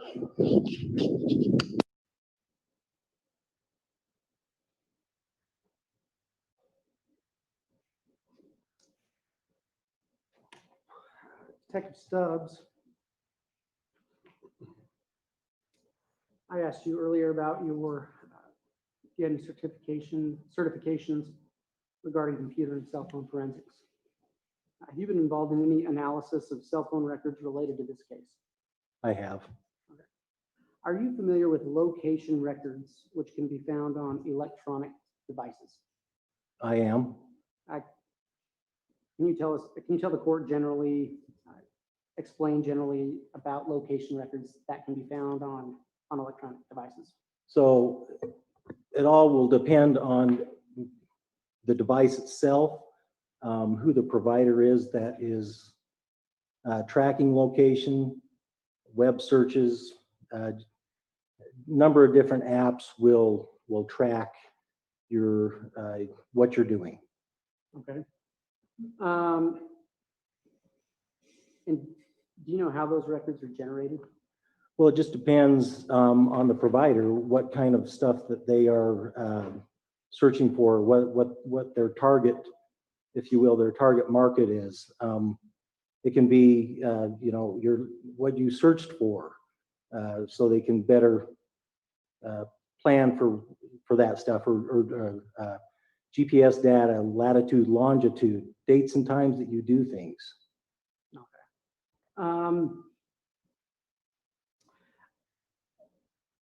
Have you used location information from a cellular device successfully in any other cases? I have. Have you analyzed any location records of electronic devices as part of your investigation in this case? Yes, I have. Detective, are you familiar with Alex Cox? I am familiar with him in this case, yes. Okay. And do you know who he is? I've never met him, but I know he is the brother to Lori Vallow Daybell and the brother-in-law to the defendant, Chad Daybell. Do you know where Mr. Cox is now? I have been told that Mr. Cox died in December 2019. Mr. Pryor? Hearsay. Mr. Wood? There's been an objection as to hearsay. I'll rephrase the question. Okay, Through your investigation, do you know of the death of Mr. Cox? Yes. Okay. Through your pursuant to your investigation, why were you interested in Alex Cox's Google data? The reason we were interested was we knew Alex lived in an apartment very close to Lori. We also knew, because of the relationship between Lori and Chad being, brother-in-law and sister, that Alex may have some information onto where the location of the children may be. And were you able to obtain Alex Cox's Google location data? Yes, we were. How did you do that? We issued a search warrant. We had information of many known phone numbers, email addresses for the individuals in this case. We obtained a search warrant that we issued to Google and received a return from them with results. And you may have already answered this. Did the warrant ask for just Alex Cox's data or multiple users? No, we were requesting multiple users from the information we had obtained. Okay.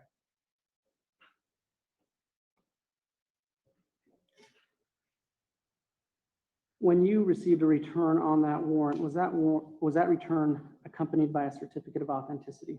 Yes, it was.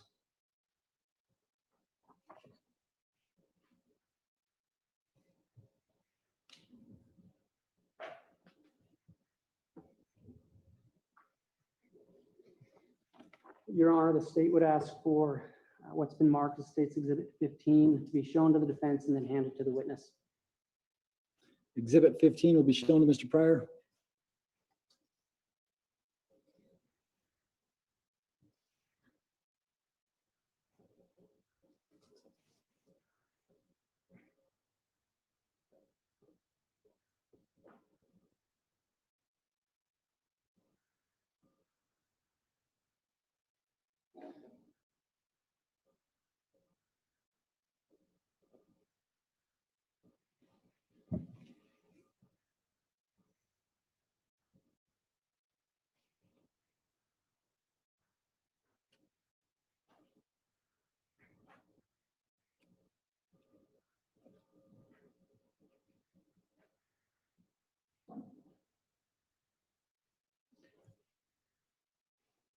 Exhibit 15 is now being shown to the witness.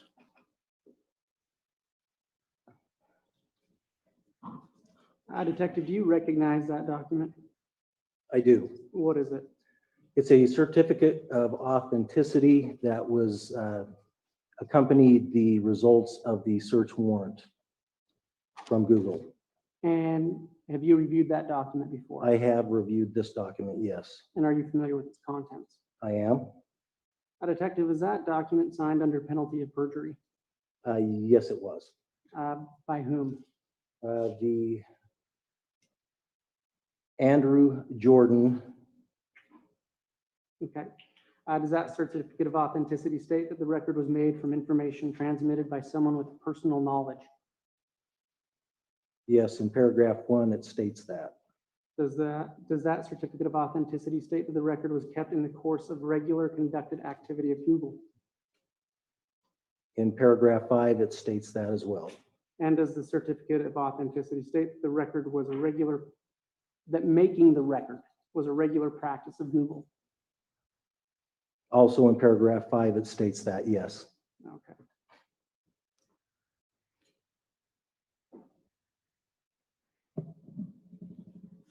Your Honor, I would ask that that certificate, State's Exhibit 15, be entered into evidence. No objection, Judge. Exhibit 15 will be admitted. Your Honor, I'd ask that what's been marked at State's Exhibit 16 be shown to the defense and then handed to the witness.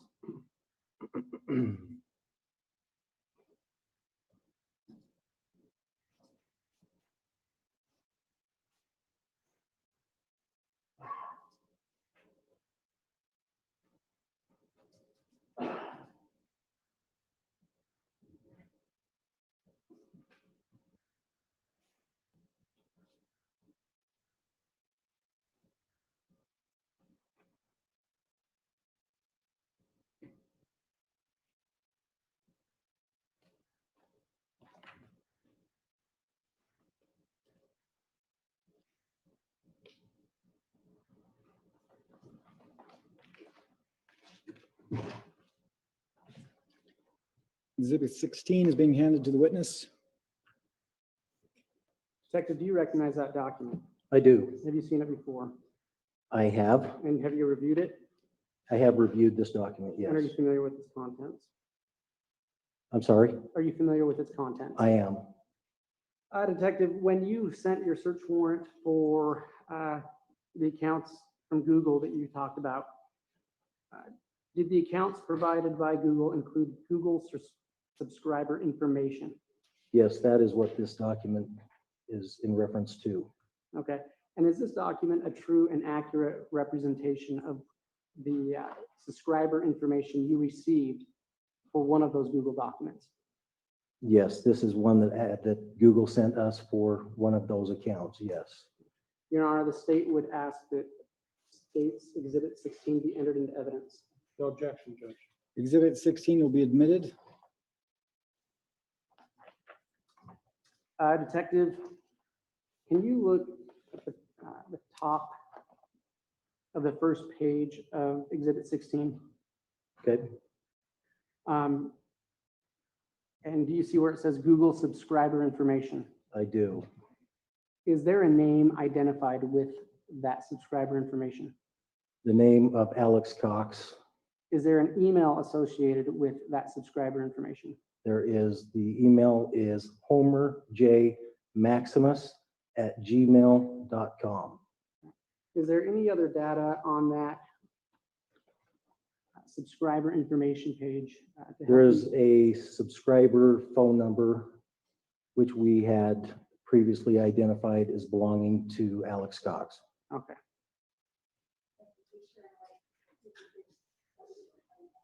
Sorry, I can't hear you.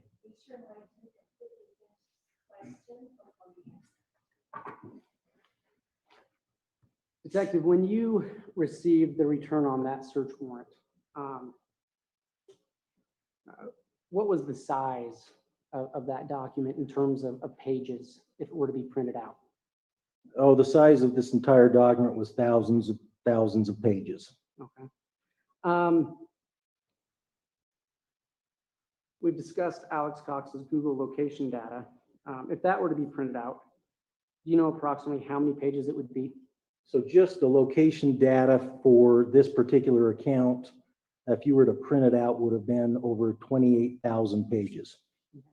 And if you were to open that data up on a computer, what format does it come in? If you opened it up, you would see it in what would be like an Excel spreadsheet. Okay.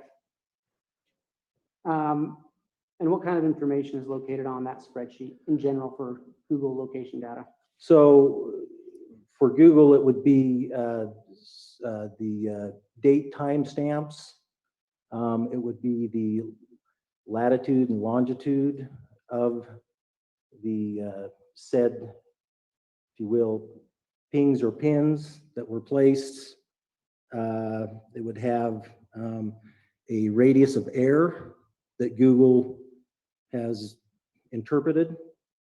It would have what they know as the device being used to access the Google system.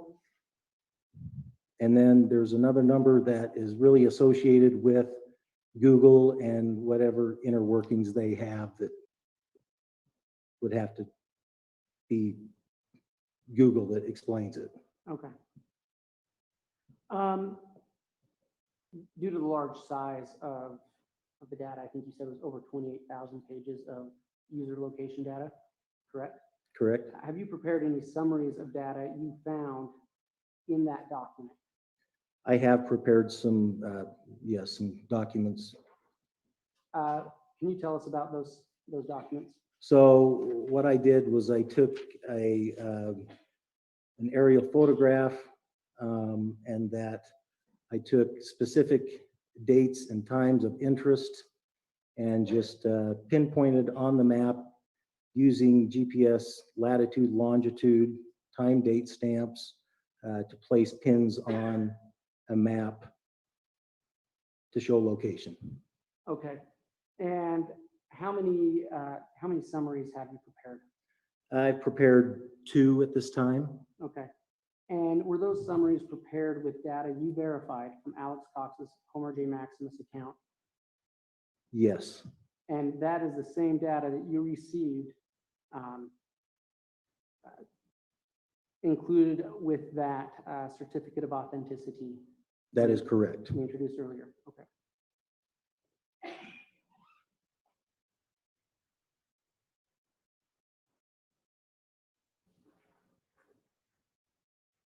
Your Honor, the state would ask for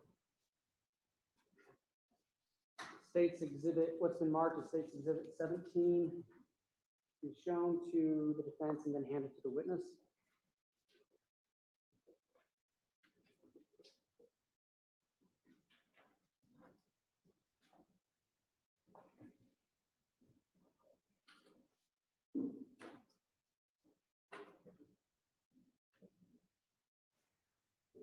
you want it handed to the witness or put on the easel, Mr. Wood? We can put it on the easel. We'll just put it over the top of the previous exhibit. Oh, Would you like that handed directly to the witness? Your Honor, I actually would like to have the, before I enter that into evidence. Well, yeah, before I ask for that, I'd ask for the State's Exhibit 17 to be entered into evidence. Mr. Pryor, any objection to that? I think a little more foundation would be necessary. That's fine. Hold up here, Madam Bailiff. Sounds like Mr. Wood is going to lay some more foundation. Would you like that exhibit handed to the witness? Your Honor, yes, I'd be fine. Okay.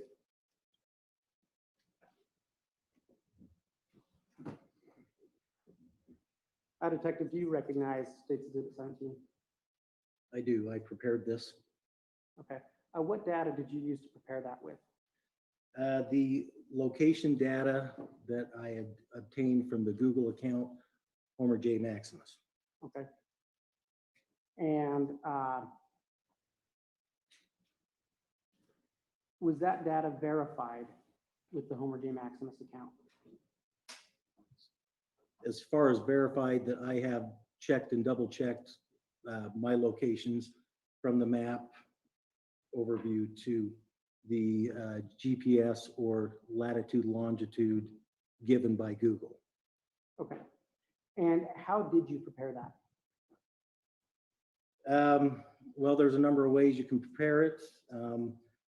This particular aerial photograph, we just, you can do this using Google Earth, Google Maps, Ping Maps, or Bing Maps, Microsoft, anyone. If you enter a location with the GPS coordinates, doesn't matter, from my experience, anyone that I've used will always come up with the same waypoints. Okay. Your Honor, this time I'd ask the State's Exhibit 17 be entered into evidence. And I'd add that that's pursuant to Idaho Rule of Evidence 1006, which allows for summaries to be prepared in voluminous data. Mr. Pryor? Judge, I don't have a problem with how he's applying 501. The difficulty is he has a demonstrative exhibit that he's trying to mark without any foundation of what's on that in terms of the picture and what it represents. So there's still a foundation problem here. State's more than happy to lay that foundation, Your Honor. I'd like that laid out so that there's a clear record of exactly what that picture that is in Officer Stubbs' hands represents. So I need some more foundation in that regard, Judge. All right. Detective Mr. Woods, Stubbs, please do so. the base layer of that summary document you have, what does it purport to be? This overhead view is of the property of 202 East, 1900 North, the Chad Daybell property. Okay. And have you been at that property? I have been at this property, yes. And are you familiar with the layout of the property and landmarks on that property? I am. Okay. And is that base layer, that image, is that a true and accurate representation, to your knowledge, of what that property looks like? It is. Okay. And then what layers have you added to that summary? So besides the photograph itself, I have added a, if you will, type of table of contents at the bottom where I can explain the other things that I put on here, which would be red triangles that are specified by a number next to them that correlate with the latitude and longitude that I have placed on this map. Other than those things, that is the only thing I've added to this photograph. Okay. Your Honor, at this time, the state would move There forward. won't be an objection this time. Exhibit 17 will be admitted. Your Honor, before 17 is published,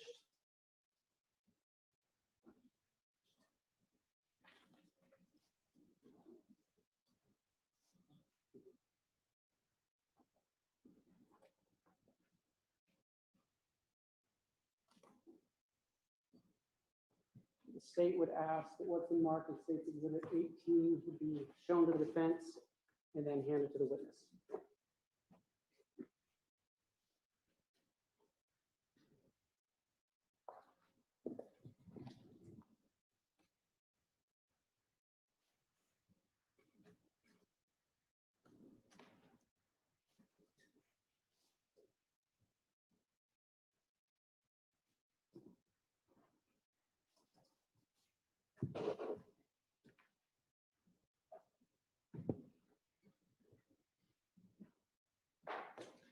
Exhibit 18 will be handed to the witness.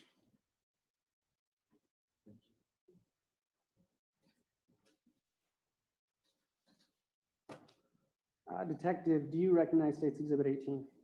I do. Is it one of the summaries that you testified to earlier? Yes, this is a second summary. Did you prepare that summary with data you verified came from Alex Cox's Homer J. Maximus Google account? Yes, I did. What is the base layer of that image purport to be? The base layer of this is the apartment complex at 565 Pioneer Road, where both Lori Vallow, Daybell, and Alex Cox resided. Judge, and I want to be clear that he's referring to Lori Vallow and Alex Cox, and he did use the Daybell last name, but I want to make it clear that he's in no way implying that Chad Daybell was part of that. Is that correct? Living in that residence? As living here? As living in that residence that's in your hand right now. That's correct. Just so we have a clear record, Judge, because the Daybell name was used. The record will so reflect. How did you prepare that summary? Again, this was an aerial photograph taken. There's been a couple layers added to this. This image I received from our GIS department, which is the department of the city who maps, if you will, all of the city. Also their, if you will, the boundaries of residents and so forth and so on with addresses and so forth.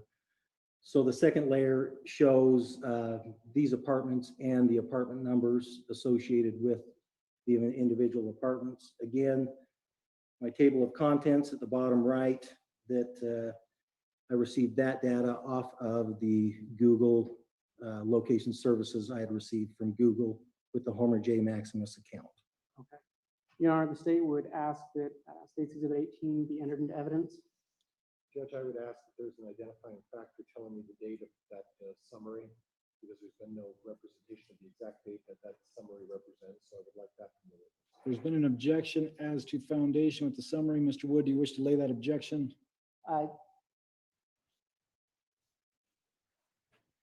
Detective, what are the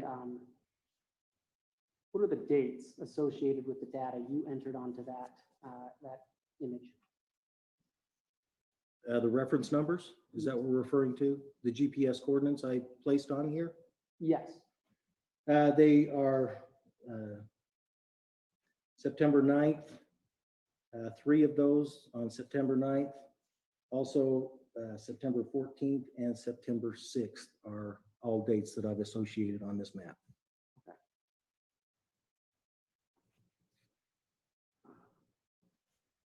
Your Honor, this time we'd ask that State's Exhibit 18 be entered into evidence.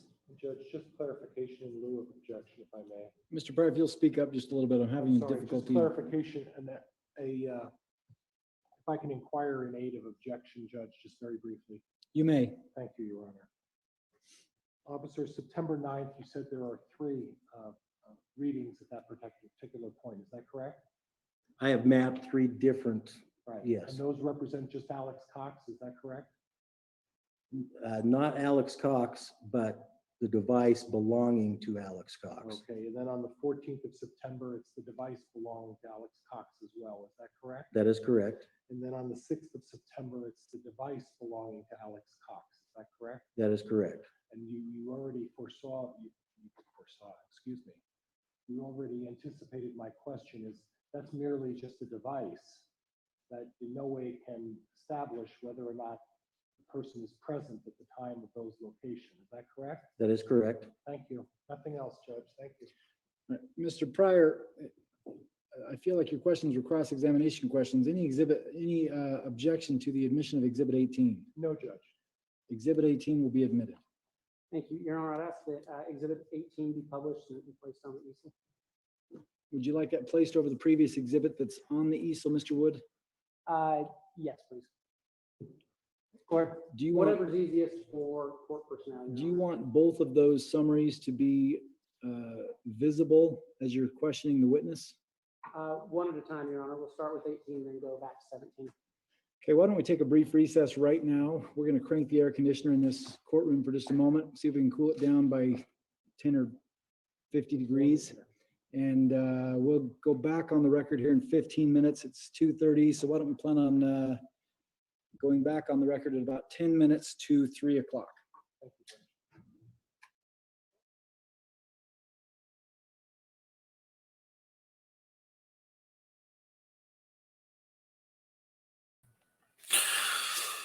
Check it, Ed. Check. Wow. I'm not 100% sure when it comes to that video, if that video was supposed to be played out loud and we were supposed to hear the audio like we did, because it made it sound like when the judge, started that video, we weren't going to get to hear it. So I wanted to talk a little bit about that, and she flat out lied. I am a little I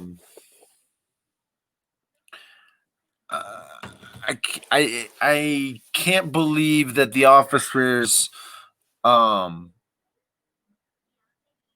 they must have been thinking, knowing she was married to Daybell. The way that was all big, a whole spang right there. Who is this friend? Who's that other guy? What's his name? My brother's friend.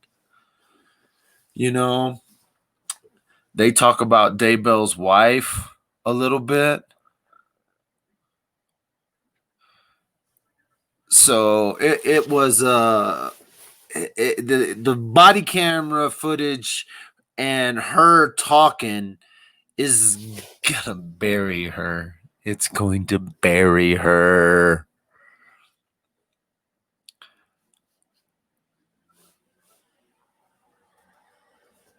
It's gonna bury her. The way that Chad kind of said, "Oh, I barely know her. I don't have her number." Just a lot of little different stuff that went down in that video alone. I wish they had a lot of that. I have a feeling they have some more body camera footage that they're going to show. I have a feeling they're going to listen to some more recordings. Here's the deal. Like, lots of good info. I don't think they're laying out everything they have, but this is a lot more info than you would normally get at a preliminary hearing. Now, you get a lot of times you get to hear hearsay and different stuff at like a pretrial hearing. This is just a preliminary for probable cause. The bodies alone, probable cause, should, but it's cool. They're laying it out. They're laying out a lot of stuff. They're laying out some of the cell phone data. They're talking about the cell phone data we already knew about. They're talking about but the body camera footage, it puts a state of mind when they're gonna know. Like, hindsight's 2020, right? And so you get to see the kind of diabolical state of mind Lori Vallow was in just to roll off the stories. just to roll. Oh my God, they've been coming after me. Oh my God, oh, they're gonna try to kill me. Oh, and you heard a little bit of resentment come in though about the life insurance policy. How crazy was that? Boy, they slammed her. She wanted to talk about how they ripped her off because when her husband deceased, when my husband passed, your husband was shot by your protector brother, murdered in cold blood. So ridiculous. So ridiculous.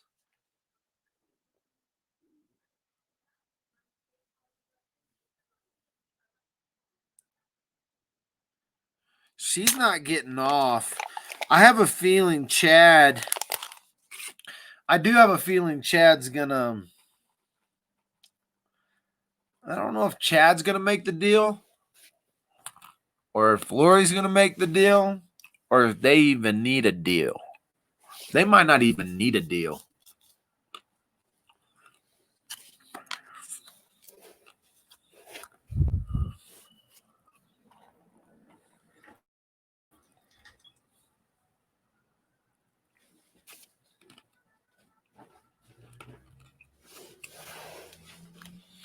Why did she need money if the world was ending? Interesting.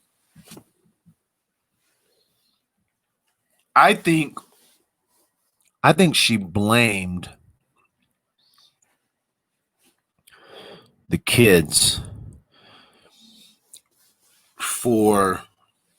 I think there's a lot of things that are going on in Lori's mind. I think she is the queen bee's niche. I have a feeling Chad's gonna play in his. Oh me, look, they want him to look like a doughboy.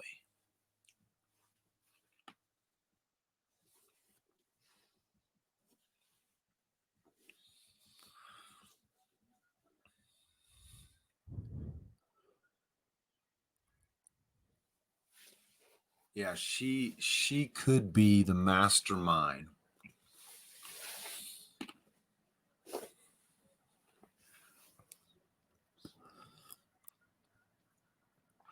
Can you imagine her preliminary hearing? They are going to rock her world.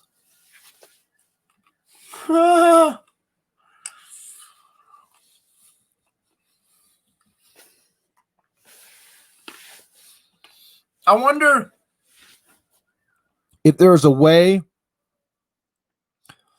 that she would be able to view this if her lawyers showed her this.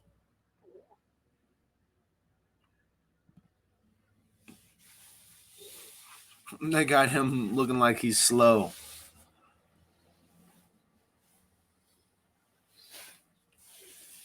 Why did we go into a sidebar? I can't even remember now. Oh, they're trying to cool that place off. Can't stand the heat. Get out the oven, bitch. You got the devil in there. The court needs to realize when you bring in the devil into your courtroom, it might get a little warm. Got a little hot up in the courthouse today. Judge said we got to cool it off by 10 to 50 degrees.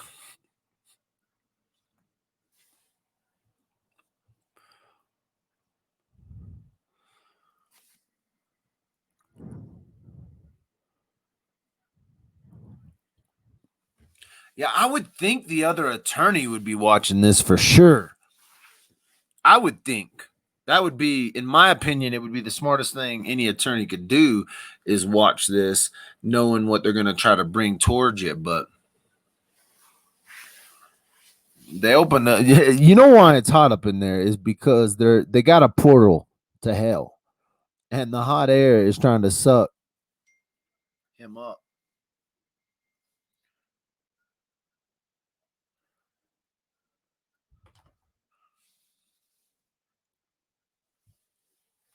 It'll be interesting to see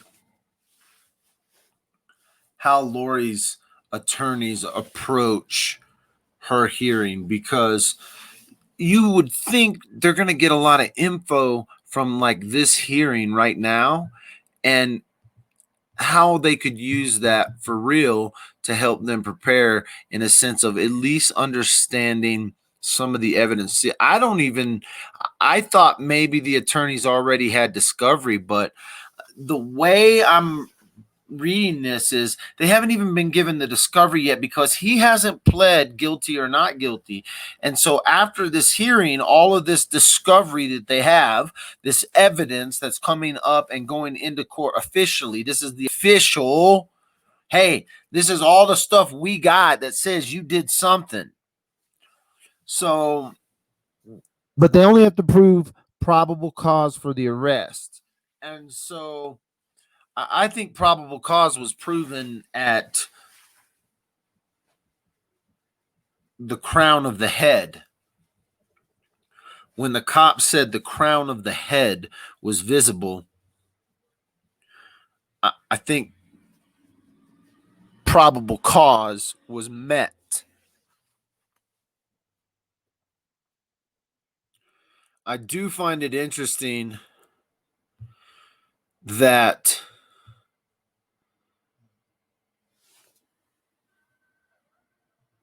they used the story of what we found. Now they're given the ding. This is not a literal. That's the best part about this. This isn't a literal DLC. They could have gone backwards, but they went this way, which is cool. If they would have started with the video this morning, I'm trying, just working out this case. Why did they have the first cop go first? It's all strategic in its planning. I think the dramatics with how the bodies were recovered was a strong kickoff to the horrific nature of a crime that took place. He's officially being charged with tampering with a dead body and tampering with a corpse, tampering with evidence. So they've already let the cat out of the bag on how horrific this thing is. You know, it wasn't like these guys were buried with their favorite stuffed animals. You know, they were bound, gagged, tortured, duct taped, and it'll be interesting. It'll be interesting to see. I mean, I don't see a defense, only because of how I don't see a defense, to be honest with you, for any of them involved. I think the only defense they're going to get is it's hot in the courtroom. They do have Chad, according to a video I saw at break, Chad was in a flight jacket, which they must have taken off his bulletproof vest. So he was in a bulletproof vest outside the courthouse, being held in handcuffs. So there was a picture or a video that East Idaho News posted up, a little 7-second clip or so. You can see it on Dad with the Phone as well, right on the Facebook page. But Chad Daybell is in a flight jacket outside the courthouse. I saw it on Twitter. Where did I see that? I saw it on Twitter. You can check it out on Dad with a Phone. It's Nate Easton, Nate Easton or whatever from the East Idaho News. And he yells out to him, "Do you got anything to say, Chad?"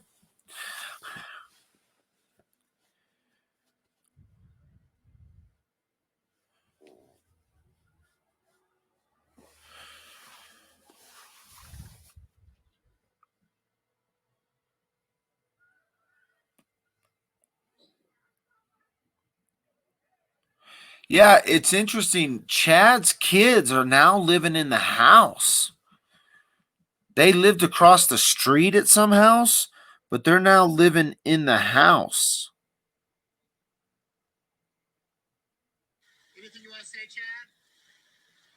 Yeah. Well, maybe I could. Let's try that. Let me see if I can pull that up. Little Twitter. I'll pull up East Idaho. What's his name's little news. Where's old Nate? Oh, Natey.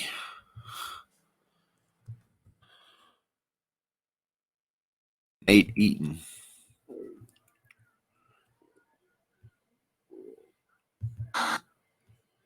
Yeah, let's see if we can.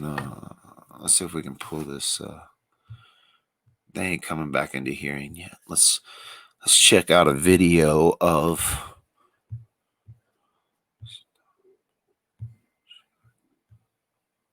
We're not gonna miss it. Don't worry. I'll drop us right back in if they show back up.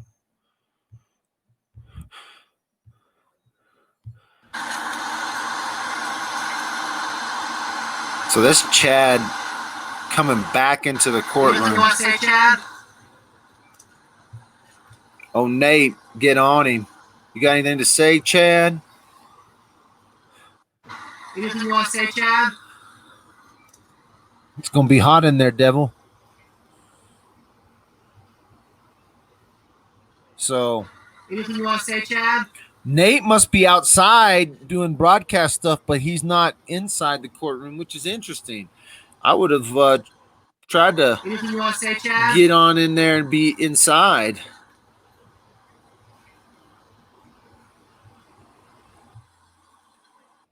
But Anything you want to say, Chad? so a little outside shot, old Daybell coming back into the courtroom. Thanks, Nate from East Idaho News, keeping it real. Hey, what you barking at? What you barking at? Oh, here we go.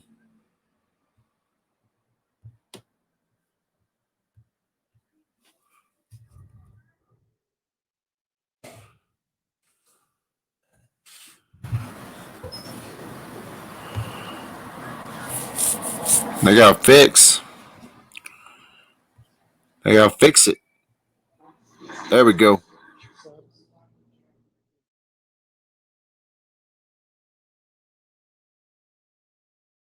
So they're killing the audio. I'm surprised they didn't kill the audio during that video. So good that they didn't.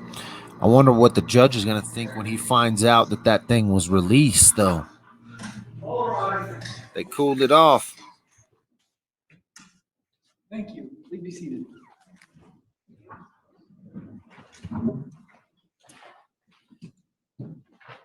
We'll be back on the record. Took a brief recess to cool it down in here. We were in the middle of direct examination of Detective Stubbs. And Mr. Wood, I think you had just admitted 17 and 18 into evidence. It looks like you have 18 on the easel right now. Is that correct? Yes, Your Honor. All right, you may proceed with your direct examination. Your Honor, I wonder if I could adjust that so that I can see easel as well. That's fine. Do you need to scoot it back towards the wall?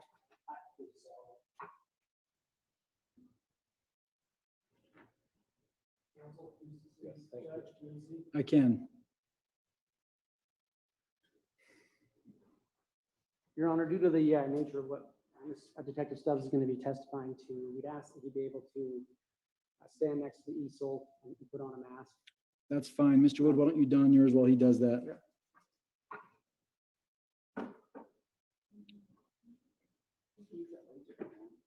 There's a laser pointer as well, Mr. Wood. I don't know if you've explained that to Detective Stubbs.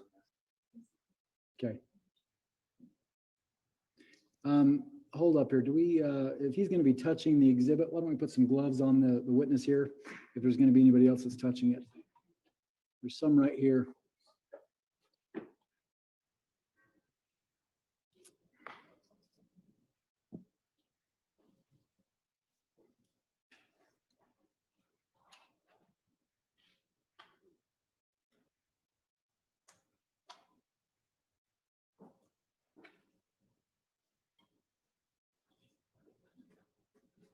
It's fine. Hi, Detective, now that Exhibit 18's been published, can you, and since we took a break, can you just briefly summarize again what Exhibit 18 is and how you prepared it? So this was an aerial photograph taking of this apartment complex, April 2000 is when the photograph was taken. What we did was we took, made this table of contents here, which I've numbered 1, 2, 3, 8, and 9. Those numbers correlate with the red triangles that I have placed on this map in 2 different locations and represent from the Google documents the location services for the Homer J. Maximus account. These latitude and longitudes correlate with these triangles. Now, also accompanied on this map, along with those records from the Excel spreadsheet, as I mentioned, 28,000 plus pages. The number here, in reference number, on the far left column of that Excel spreadsheet is the quick reference 1, 2, 3, 4, and so on down the page. This number correlates with that line item, if you will. Next are the coordinates that Google provided for us. Next to that is the date and time that these locations were logged through Google on that account. And the very last line over here is margin or radius of error from these findings from Google. And are all the margins of error the same? No. Depending on the one, they range, as you can see here, if you can see, from 4 meters and a couple at 15-meter radius of error.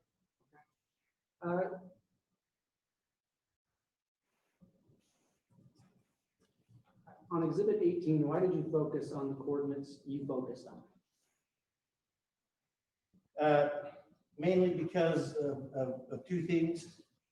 These are 2 residents where Alex Cox resided in 107 and that Lori Vallow Daybell resided in 175. Okay. Was there anything significant about the dates? As far as the dates go, 1, 2, and 3 are dated the 9th of September, 2019, in the early morning hours of that day. What is the timestamp on? Can you point to pin number 3? Here in the parking lot. And what is the timestamp on that? Number 3 is 02, 42 hours and 2 seconds. Okay. And what was the date on that? That was the September 9th, Okay. 2019. And can you point to pin number 2? Pin number 2 is almost in the same location in the parking lot. And what is the timestamp on that? Pin number 2 is 02, 42 and 11 seconds. Okay. And can you point at pin number 1?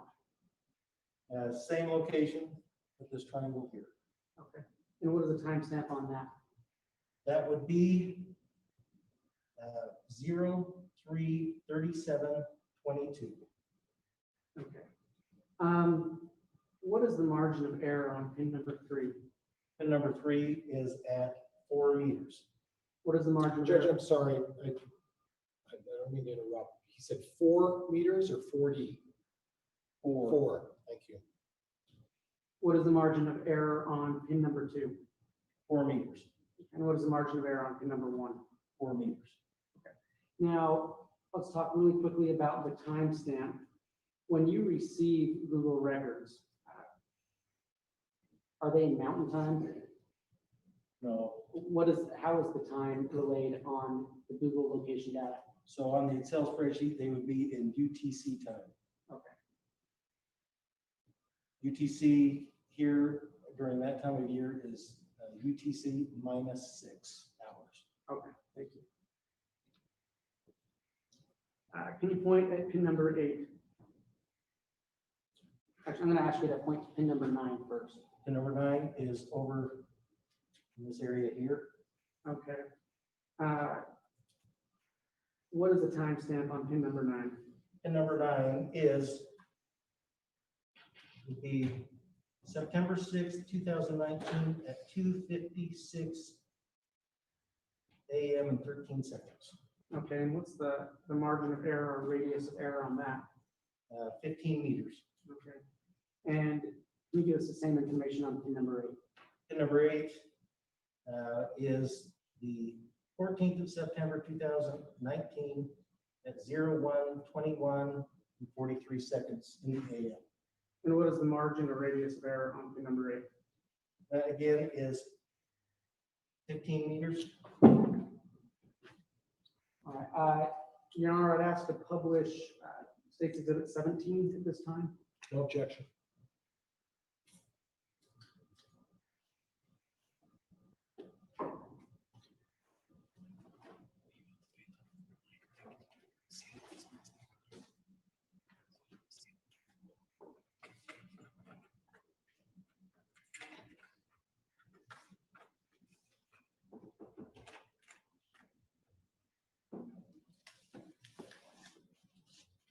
Now, the ESO is exhibit 17. Is that correct, Mr. Wood? Yes. And again, just to clarify for the record, taking a break, can you just briefly summarize again what State's Exhibit 17 is? This is an aerial photograph of the Chad Daybell property. Okay, and where is that located? 202 East 1900 South in Fremont County. And did you prepare that summary in the same manner as State's Exhibit 18? Yes, I did. How many data points have you plotted on that summary? 4 data points. Okay. Can you point to data point or location number 5? Location number 5 is in this area here. Okay. What is the timestamp on that? Timestamp of September 9th, 2019 at 9:21 and 36 seconds in the AM. Okay, what's the margin of error on that? That would be 6 meters. Can you point to location number 4? This area here. Mm-hmm. What is the timestamp on that? Timestamp of September 9th, 2019 at 10:57 and 03 seconds in the AM. And what's the margin of error? 5 meters. Detective, can you point at location 7 on that summary? Here. Yes. What is the timestamp on location 7? Timestamp of 09:56 and 28 seconds in the AM. Okay. What's the margin of error on that? 4 meters. And finally, can you point to location number 6? Number 6 is in the same area, general area. And what is the timestamp on that? 9/23/2019 at 10:02:19 hours in the AM. And what's the margin of error? 3 meters. Thank you. Detective, I think you take your seat again. Detective, when you've been seated, you can take off your glove and mask if you'd like.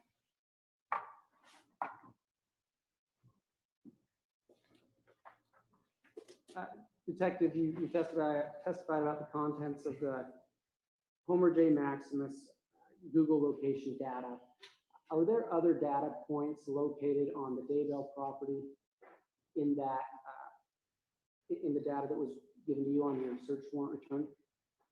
There are additional data points in the area, yes.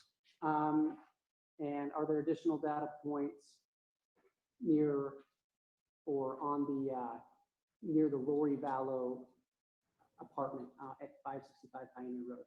Yes. Okay. Is there a reason you didn't map out all the data points on the Homer J. Maximus Google location data? Well, the reason being is because the file is so massive that it would take, I can't even imagine how long it would take to put all the waypoints on a map. Okay. Say I have no further questions at this time. Thank you, Mr. Wood. Cross-examination, Mr. Pryor. Thank you, Judge. Initially, when you went out there for the interview of Miss Vallow, and I believe that was in November, is that right? That is correct. And the date in November was what, officer? The 26th. Now, the purpose of that initial visit was a welfare check, was it not? It was. Okay, so it was a preliminary matter, is that correct? Yes. And you're a detective with which law enforcement agency? The Rexburg Police Department. And as the Rexburg Police Department, is it your policy that even for preliminary matters, such as a welfare check, you are required to have your body cam on? It is not a requirement. However, since I've been issued a body camera, I always make it a practice to wear it when I go to talk to people outside the office. And that is because you want to accurately and correctly reflect what someone says to you. Would that be the case? That's right. And you want to accurately provide a record of what was transpired because people make mistakes, correct? Yes, people can make mistakes. And police officers are obviously people as well, and police officers make mistakes when they're in the course of doing an investigation. There are times when they may not recite things exactly the way they are. So a camera is a tool to help you do that. Is that correct? Your Honor, I'm going to object. I think that's more testimony than it is a question. Mr. Pryor, what's your question? The question is that it's a good practice to have a body cam and record a conversation when you're interviewing any witness, correct? That is my personal feeling for me. And you're doing that out of experience, correct? Correct.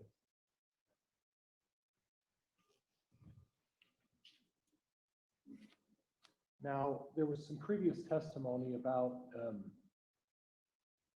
Mr. Cox residing in Unit 175. Do you have any information that suggests he was residing in Unit 175? I don't have that knowledge whether he was or wasn't residing, other than my body cam footage saying that he was there. Okay. And during the time that you went there on the 26th of November, Mr. Daybell wasn't there, correct? That day, I never saw for myself Mr. Daybell. And there was an acknowledgement that her brother was there, though, correct? That is correct. And then on the second trip, I don't recall seeing whether there was an acknowledgement that Mr. Cox was there. Was he there again the second time, do you recall? I do not know. Okay. All right. But again, you didn't see Mr. Daybell there, correct? That is correct. And your belief is that when you went to Unit 175, it was because you believed that was Lori Vallow's residence. Is that right? That is right. And your data points seem to suggest that you're looking at Unit 175 and Unit 107. Correct. And there's a reason for that, is there not? Yes. That's because somebody lives in Unit 107, right? We believed one of the family members lived in And 107. who would that be? Alex Cox. And who lives in 175? Lori Vallow.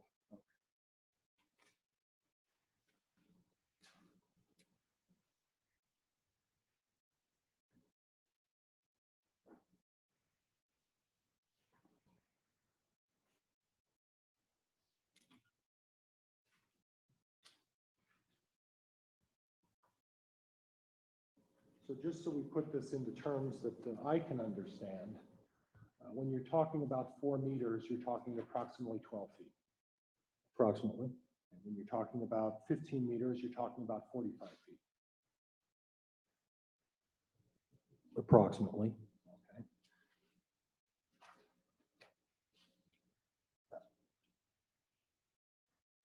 I am curious, and this is in the way of an explanation. When you're talking UC time -6, give me an example of what UC time -6 is. It looks like the clock says 3:05. So what would be an example of that? Well, if you will, there's a point where they actually start recording time. And as you go through time zones, you gain or lose whatever an hour from the starting point of, if you will, a time starting. And then because we're in mountain time, Right. at that time of year, you take the general time and you subtract 6 hours from that. So when you say 2:42 in pin number 2, in this example, and it's 2:42, do we go back 6 hours earlier? No, you would add 6 from UTC time. You minus 6 to So get if to I our could time If zone. I could ask you to go back up to the exhibit, would you mind doing that for me? Mr. Pryor, exhibit 17 or exhibit 18? Well, I'm going to start with 17, then we'll go to 18 after that. Because I think 17 is still up there, is it not, officer? All right, so that one is number, This is 17. that's right, I'm sorry, maybe I misspoke. So let's talk with pin number 5. On pin number 5, you said it was on September 9th, right? And you put down the time as 9:21 a.m. Is that correct, officer? All right. And then you put down the time of variance or margin of error, I guess is the appropriate term, based on what I've read, and margin of error is 6 meters, right? Correct. So is that actually 9:21 a.m. on September 9th, or is there a additional time that needs to be added to that? It was in our time 9:21. Okay, However, when you talk to a carrier of a phone or Google or whoever else, they generally send you this layout in UTC time. So depending on if you're on the East Coast, if you're here, wherever you are, you can do that margin and deduct those hours or add. so you're the one who came up with the calculation as to what these proximate times are, is that correct? The only thing I did was minus UTC time minus 6 to get our local time. Okay, all right. And then again, on number 7, pin number 7, what was the time on that? 09:56 and 28 seconds in the AM.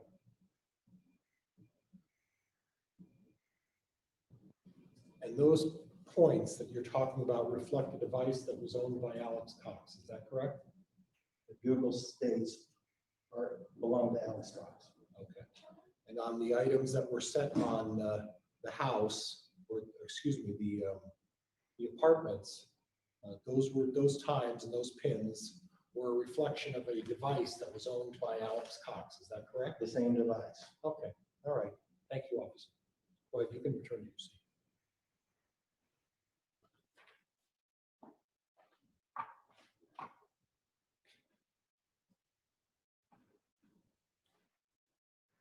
Can you tell me what the range of summaries is in this particular case? In other words, the start time for which range you subpoenaed Google and the end time for which range you ended. You're reflecting about 28,000 pages of documents. I'd like to know what the range is, the start range and the stop range. You know, I would have to actually look at the search warrant again to be sure of the dates we requested. Well, my recollection is you admitted that, did you not, as exhibit? Search warrant 2019-86. Okay. Do you have at least a recollection of what it may be? From what I remember, and first part of September. Okay. Through December. Through December? Through when we served the search warrant. Okay.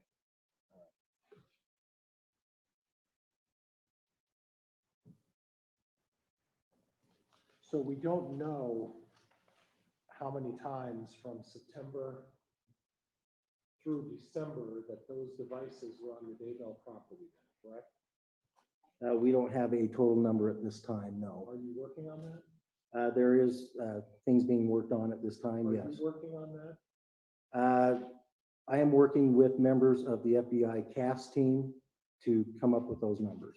Okay, so in other words, we're going to, at some point in the future, there'll be a complete analysis of every date that this particular device or devices was not only in the apartment, but also on the Daybell property. That'll be forthcoming, I assume, correct? Well, I can't answer for exactly what the CAS team is doing, but they are doing additional analysis on those times and those coordinates. Okay. And that information has been preserved in the event there needs to be someone else taking a look at that as well, correct? That is correct.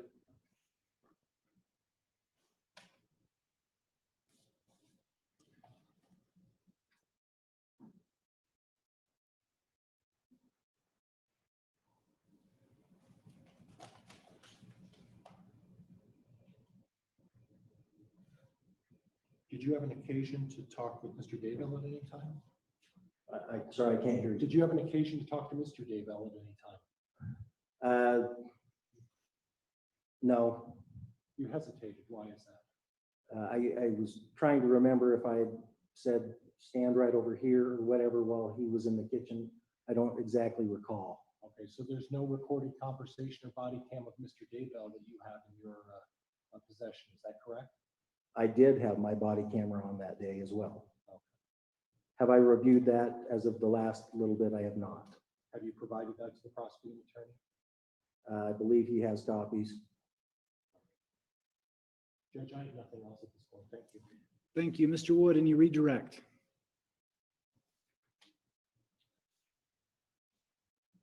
Not at this time, Your Honor. Thank you, Detective Stubbs. You can be excused from the witness stand. That exhibit, which number exhibit is that? 16, thank you. Are there any other exhibits there in the witness cubicle? We'll allow cleaning to take place of the witness cubicle. Mr. Wood, who do you intend on calling as your next witness? Your Honor, Spencer Ramel for the state. The state witness called Wynn Hill. Say that one more time. Wynn Hill. Wynn Hill? Yes, Judge.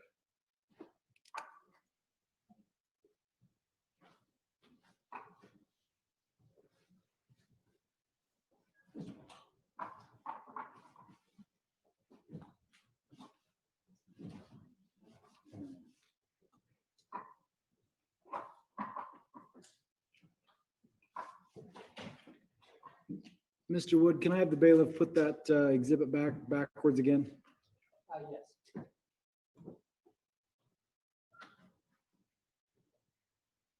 You can leave that on there, Mr. Bailiff. If you just want to turn it around backwards and set it against the wall.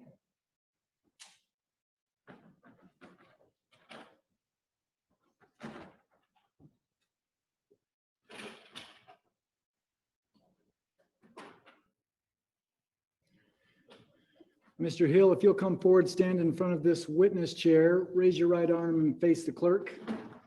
Stand right there in front of the plexiglass and look at the clerk right here. Raise your right arm.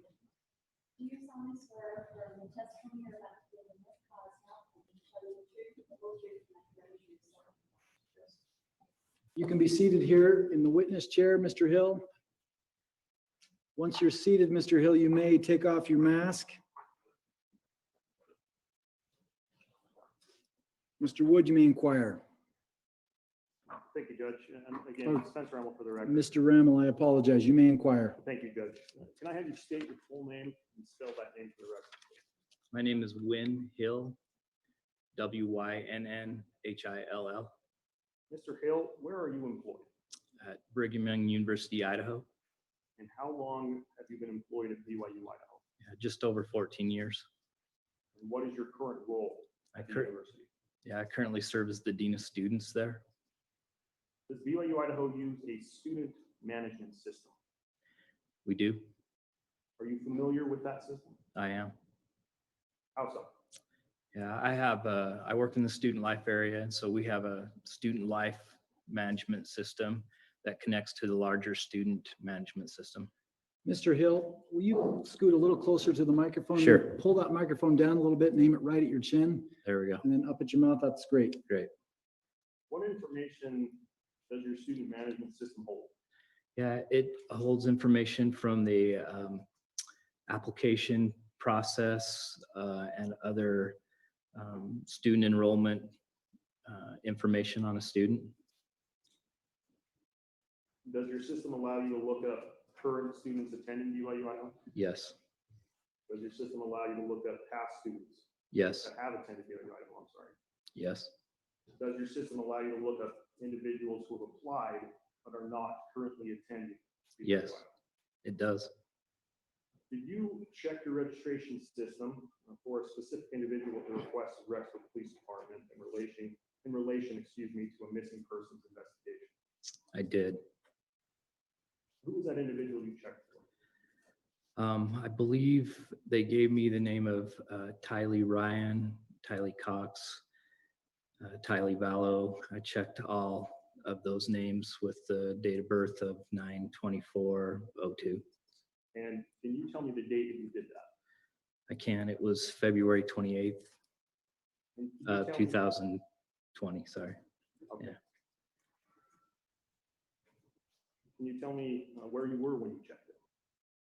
I believe I was in my office On campus? on campus. Yes. And what was the result of that check? Yeah, we couldn't find any information on that person. So it's your testimony that names Tylee Ryan, Tylee Cox, and Tylee Vallow with the corresponding date of birth, September 24th, 2002, has never applied to BYU Idaho or has never been a student at BYU Idaho. According to our records. Judge, that's Right. all I have. No questions, Judge. Thank you. Thank you, Mr. Nguyen. You can be excused from the witness stand. Mr. Rammel, may this witness be excused from the court? From the state's perspective, yes. Judge. No objection, Your Honor. Thank you, Mr. Hill, for appearing. Mr. Rammel, you can call the next witness as well. Your Honor, I'll take care of the next witness. The state calls Melanie Gibb.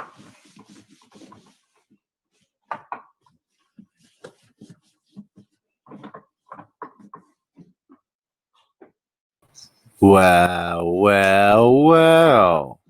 Look at this. This is very unusual in a preliminary to actually pull witnesses outside of kind of the expert realm.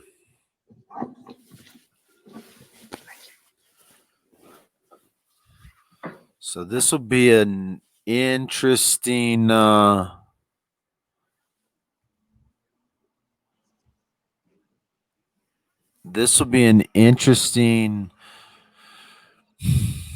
witness because these witnesses have kind of been coached in a sense. Because they have this is going to be interesting. I was not expecting. I mean, I know I saw all the subpoenas and all the people they subpoenaed to but they'll subpoena a lot of people. The fact that they're pulling them for probable cause probably is going to be around the phone calls and that they made with her. Look at, he's trying not to look at the camera.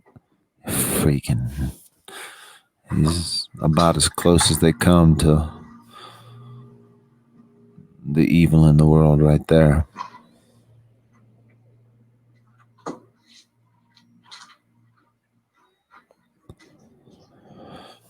Yeah, she's a talker too. She likes to be in front of the cameras.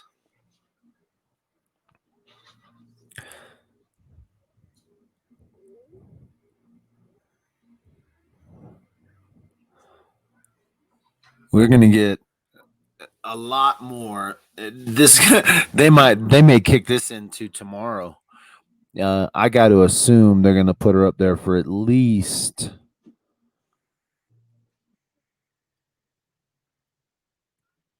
a good 30 minutes to an hour, depending on cross-examination.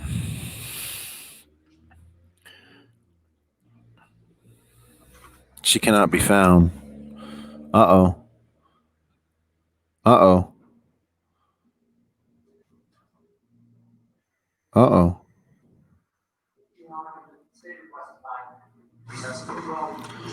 Need a little recess.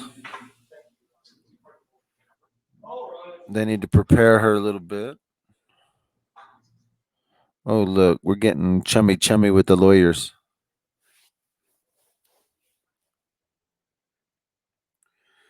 So it looks like we're going to go into about a 5-minute recess as they prepare a witness.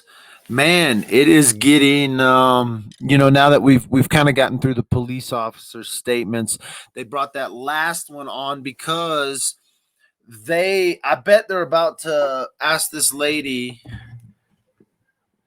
about, were you ever told that they were enrolled in school, or did they ever try to convince you that the kids were, at the old missionary school?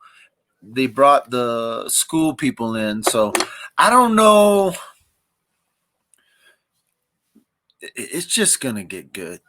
I'm really surprised at how much they're, for a probable cause hearing, they're digging into this.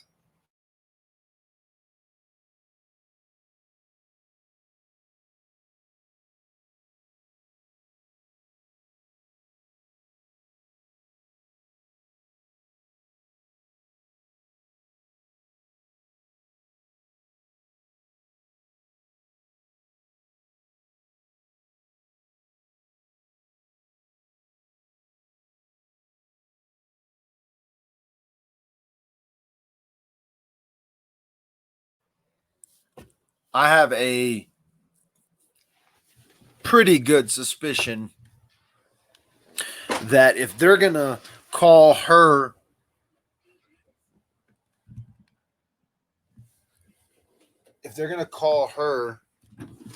to the stand,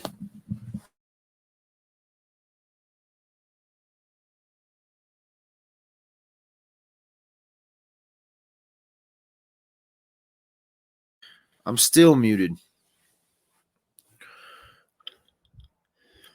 It'll be interesting. I wonder if they will ask her, if Lori asked her to lie about the kids. I got to believe that. He is not out of jail. Who? Chad? No. He is he gets to walk around the courthouse like a free man because that's part of his little freedoms as a whatever, innocent until proven guilty. So that's why he looks like he's just cruising around.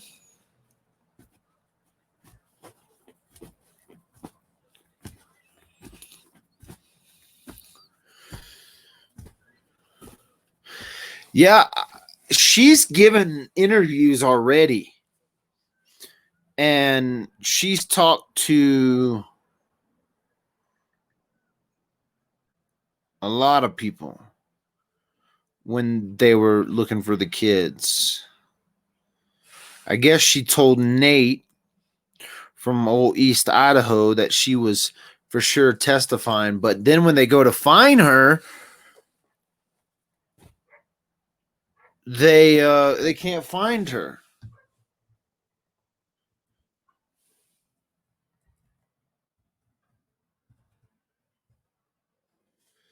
She's the one who did the real long interview with both Nate Easton and with she's the one who was talked to and did the, if you don't know who she is, I'm gonna bring up a picture of her so you can see. You'll really, if you've been following this case at all, you'll know exactly who she is. She did these interviews with all the news people. So this is her right here. And she's about to come on the stand, which is going to be freaking awesome.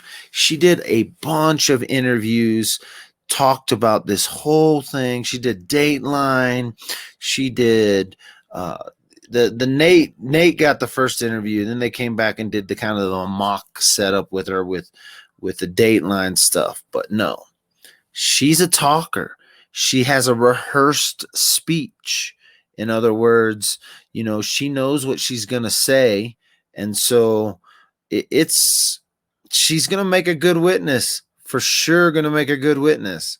And she's probably not going to tell us anything she hasn't already told us, which is, I have a feeling she's not going to tell us anything that she hasn't already told us. And so it'll be interesting to see how they approach the questioning, because she's already given a lot of info. She's already talked to the cops. She's already done the interviews with the Datelines and had all the questions asked. She's told the crazy stories. Like this is the zombie lady. This is the stories where I am so surprised we're getting this for preliminary. I gotta be honest with you. I was thinking I'd have this thing wrapped up. Hey, what y'all barking at? Hey, General. Calm down.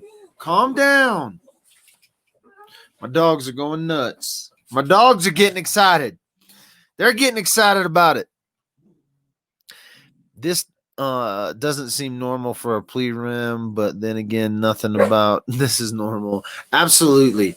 This is not really normal for a preliminary, although during the Patrick Frazee preliminary hearing, we got a lot of info because Greg Slater talked and told KK's story, but it was the cops talking. They're bringing in now people who are not police officers, people who are not investigators. These are personal friends and witnesses, right? These are people who knew these people. And this is where cross-examination is going to be a very, very touchy. They're going to protect her. The best part about this witness here is she's already been cross-examined by Dateline, by Nate.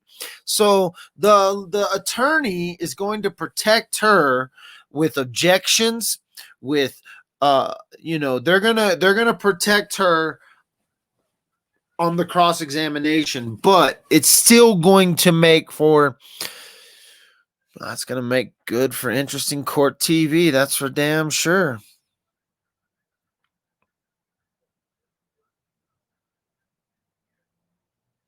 She was at Lori's the night JJ was killed.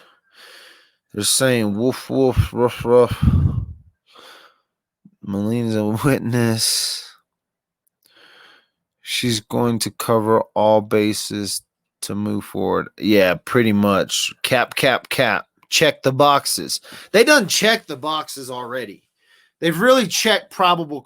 In my opinion, they've checked probable cause boxes, right? The boxes were checked at the crown of the head. It's enough probable cause for any judge to say, yeah, we should really look into this and have a proper trial. And now they're bringing in a witness for all intensive purposes, who's already done multiple. Now, here's the deal. Hopefully she ain't been lying, because if she's been lying about anything, cross-examination is going to ask her. If Chad has told on her, done something, knows something, has a secret on her, well, then it's going to come out today. But I don't see that happening. You know, she's a zombie, though. You never know. You never know. Dang, I did not know this was going to take my day away. Good thing I didn't have too much planned for today. I had some stuff that I needed to get done, and I've gotten it done, but man, maybe she's been suicided between. Whoo, maybe she got scared. What's the delay? Is she MIA? Is she backing out? Is she in the restroom doing her hair so she look good in front of Chad?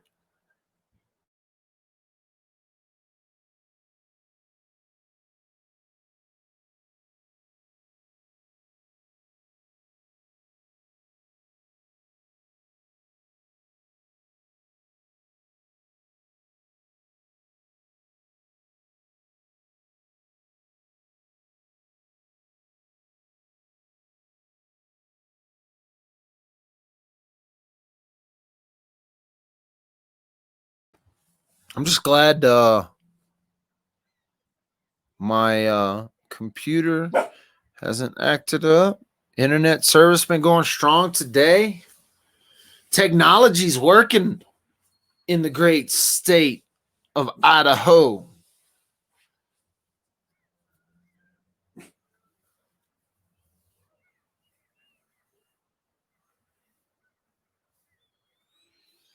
I don't think she originally lied.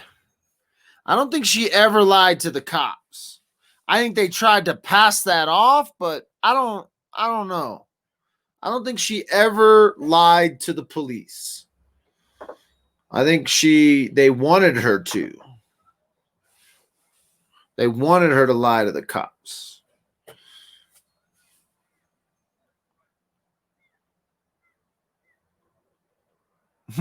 To be with David Warlock. Oh, she left to be with some other dude. So this will be interesting. Cause yeah, they're a part of this cult. Maybe she's been killed too. I would have assumed they would have seen her at the last break. I would have assumed they would have put eyes on her at the last break. All right, they're coming back in now. They're checking the audios. Audio check 1, 2. In the great state of Idaho, if you're just joining us, we are in the part 2. Thank you. Please be seated. Chad Daybell hearing. For the record, on Dad with a Phone. Day 1. This is day 1, part 2. In State v. Daybell. The court took a brief recess to try and cool it down in here. Mr. Wood, is your witness ready? Yes, Your Honor. Ms. Gibb, if you'll please come forward. You can come here through the gate on this side. Ms. Gibb, if you'll stand here in front of this plexiglass, raise your right arm and face the clerk. Do you solemnly swear that the testimony you're about to give in this case shall be the truth, the whole truth, and nothing but the truth? Ms. Gibb, I didn't hear you. Yes. Okay. Ms. Gibb, you can be seated here at this witness chair.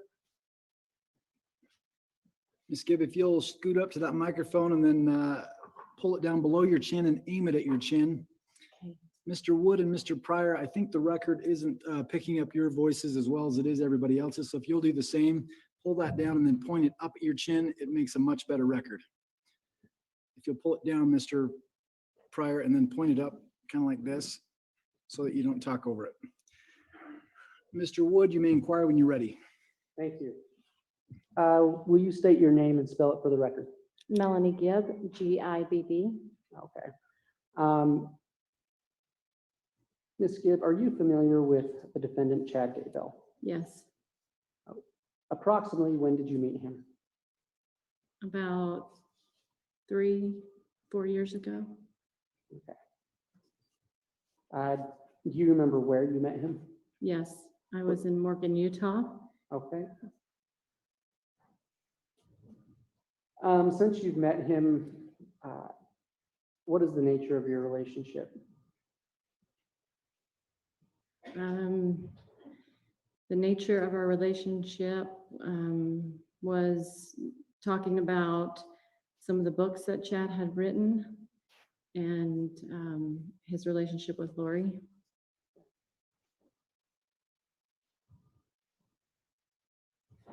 You mentioned Lori, is that Lori Vallow? Correct. Okay. Approximately when did you meet Lori Vallow? October 2018. And do you recall where you met her? Yes, in Mesa, Arizona at a church. Okay. What was the basis of your relationship with Lori Vallow? It was based upon things that we talked about, which were spiritual in nature. Would you call yourself, were you friends with Lori Vallow? Yes. Okay.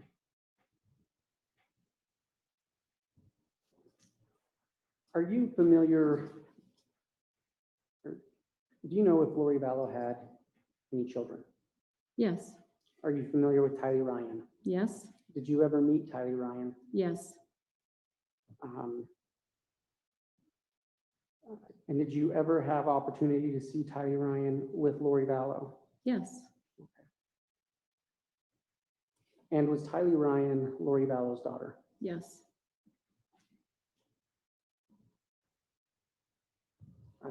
Ms. Gibb, when was the last time you saw Tylee Ryan? July or August of 2019 Where was that? in her house in Chandler, Arizona. Okay. Are you familiar with JJ Vallow? Yes. Who is JJ Vallow? Lori's adopted son. Okay. When you spent time with Lori, did you have occasion to spend time with JJ at all? Yes. Okay.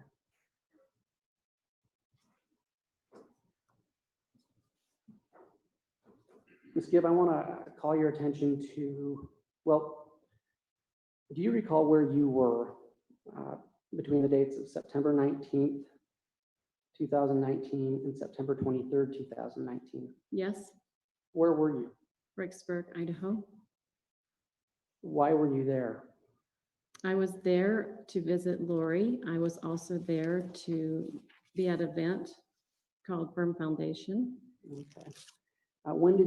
Do you recall when you arrived in Rexburg? Thursday, the 19th.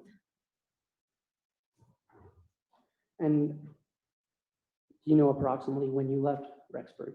Yes, I left Monday, the 23rd, around 9:30 in the morning. When you were in Rexburg, where did you stay? In Lori Vallow's house. Do you recall the address of that house? No.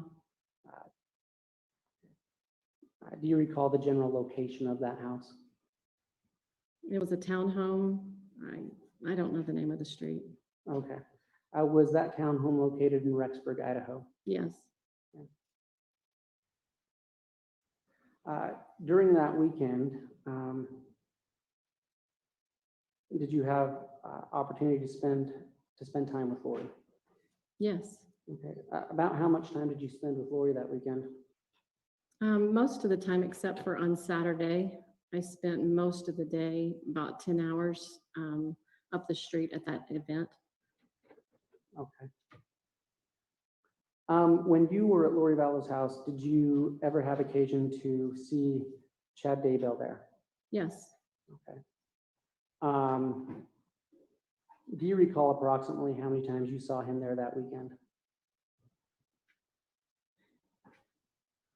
2, 3, 4 times maybe. Okay, so you don't recall an exact number? Not an exact number, but I think every day. I think every day is probably, except for the Monday. Okay, and was Monday, September 23rd? Yes. Okay. Did you have occasion to witness Lori Vallow and Chad Daybell interact with each other? Yes. How did they interact with each other? Affectionately. Okay, and when you say affectionately, what do you mean by that? Holding hands, hugging, light kissing. Okay. Did you ever have occasion to speak with, when you were, during this approximately 4-day period in September, did you ever have occasion to speak with Lori Vallow about the nature of her relationship with Chad Daybell? Yes, we talked about it often. Okay. What did she tell you about that relationship? that they were very much in love with each other and wanted to be together as soon as possible. Okay, and did you ever speak with Mr. Daybell about that relationship? Most likely, but I can't recall the exact words. Okay. Ms. Gibb, during that September 19th to 23rd, 2019 period, did you ever see Tylee Ryan? No, Did you speak with Lori Vallow about the location of Tylee Ryan? she informed me that Tylee was at BYU, Idaho, and mentioned something about being with friends. Thank you. You're welcome. When you were, during that same period, did you have occasion to see JJ Vallow? Yes, Where was he located when you saw him?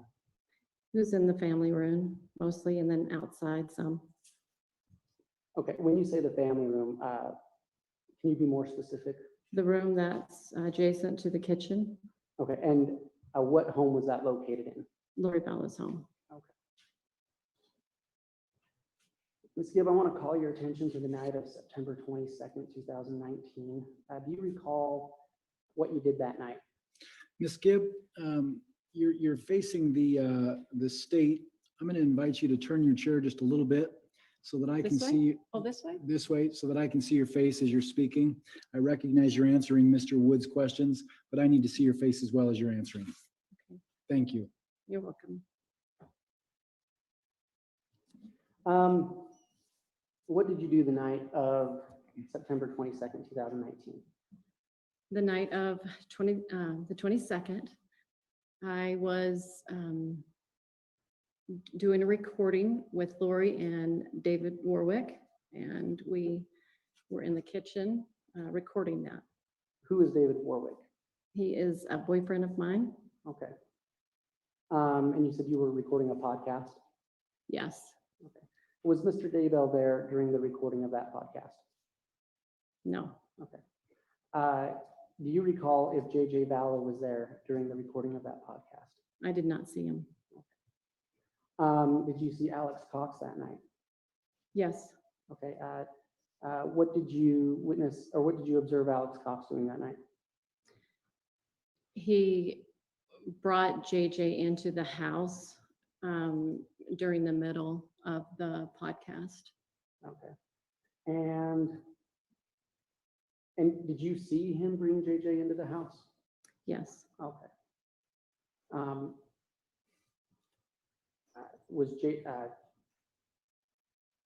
How did Alex Cox bring JJ into the house? He carried him in, Okay. and he was asleep. And Judge, this may have occurred, but I'm trying to get a foundation as to the time again. I may have missed it, and I apologize if I missed it. Mr. Breyer, I'm having a hard time hearing you. Do you mind pulling your microphone down and then aiming it up at your chin? So, there you go. Repeat that one more time. Judge, I missed the time, and I can't recall which time she said, if she did, when that occurred with Alex bringing the baby in. I don't recall. All right. I'll lay more foundation, Your Honor. I didn't know if you did or not. I thought I may have missed it. Please do. Ms. Gibb, do you recall about what time Alex Cox brought JJ back into to Lori Vallow's home? I can say we recorded the podcast between 9 and after midnight, a little after midnight. So someone in between that time. Okay. You don't remember the exact hour? I don't. though? Okay. I'm going to call your attention to the morning of September 23rd, 2019. What did you do during the morning of September 23rd, 2019? Upon awakening, I got ready for the day and came downstairs, had a brief conversation with Lori Vallow, and then got into the truck with David, and we drove off to Pocatello. Okay. What was your conversation? Do you recall the content of your conversation with Lori Vallow that morning? Yes. And do you recall approximately what time you had this conversation with Lori Vallow? Sometime between 8 and 9. Okay. What did you speak about with Ms. Vallow that morning? She shared with David and I that JJ was acting with a lot of energy and I'm trying to remember the words, but she recalled him climbing upon the refrigerator, knocking a picture down of Jesus, she said, and then climbing up upon the cabinets. Okay. And did you see JJ that morning? No, Do you know if he was in the house that morning? no, Okay. And do you have any idea of where he was that morning? no. Okay. Over the course of that weekend, did you ever have a conversation with Lori Vallow about Kay Woodcock? Yes, What was the nature of that? Do you remember when during that weekend you had that conversation? Friday, Saturday, it could have been Okay. several of the days, I'm not sure. What was the nature of that conversation? She was expressing that she wanted JJ to go live with Kay, and she expressed different solutions. He could either stay with Kay, or I believe a son of Kay's that had a family already that JJ was comfortable with, or that they liked JJ and it was a good match. I think they had a little girl, and she said that she would express to Kay that that she was sick or something was wrong with her, so that she could live with him. So that who could live with? JJ could live with Kay. Okay. And at any time after that weekend, did you ever have a follow-up conversation in regards to that subject? Yes, Do you remember approximately when you had that follow-up conversation? it was shortly after, I can't recall. What was the nature of that follow-up conversation? I asked how it went, giving JJ to Kay. She told me that they met up in an airport, and she told Kay that she had breast cancer and that she would need help with JJ for a period of time, and she said it went well. Okay. So was it your understanding after that conversation that JJ Vallow was located with Kay Woodcock? Yes, And had you ever met Kay Woodcock?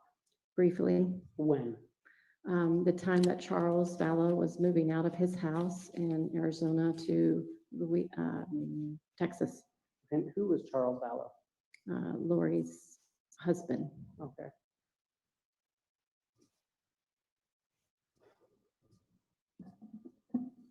Ms. Gibb, I'm going to call your attention to the date of November 26, 2019. Do you recall where you were on November 26, 2019? I do. Where were you? I was in Pleasant Grove, Utah, in David Warwick's home. Okay. Do you live in Utah? No, Where do you normally live? Gilbert, Arizona. Okay. And so were you visiting Mr. Warwick that day? Yes. Did anything significant happen that day in regards to Chad Daybell? Yes. Okay. What contact, if any, did you have with Mr. Daybell that day? I received a phone call from Chad Daybell from his cell phone to my cell phone, and I answered the phone call. Okay. And do you recall approximately what time it was? Late morning. And you said you got a call from his cell phone. Mm-hmm. How do you know it was his cell phone? Because when the phone number came up, it had his name on it. Okay. And was that a contact you had previously stored in your cell phone? Yes. And was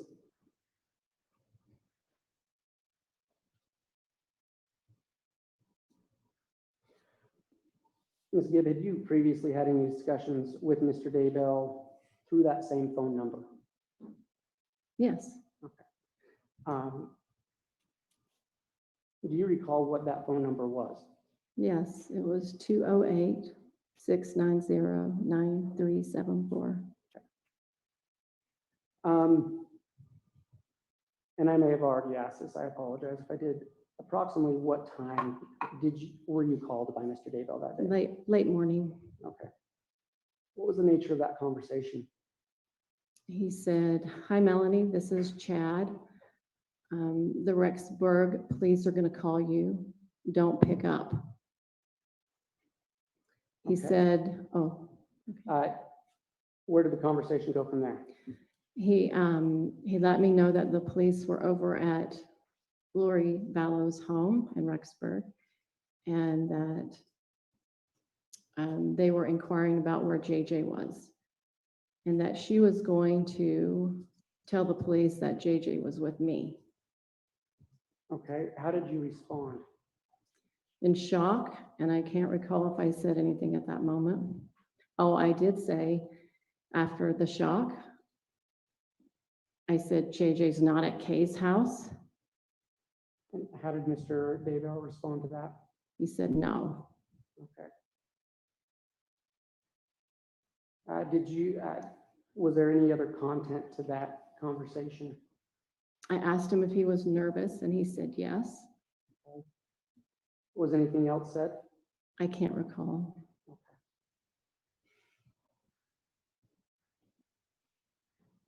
That same day, November 26, 2019, did you have any contact with Lori Vallow?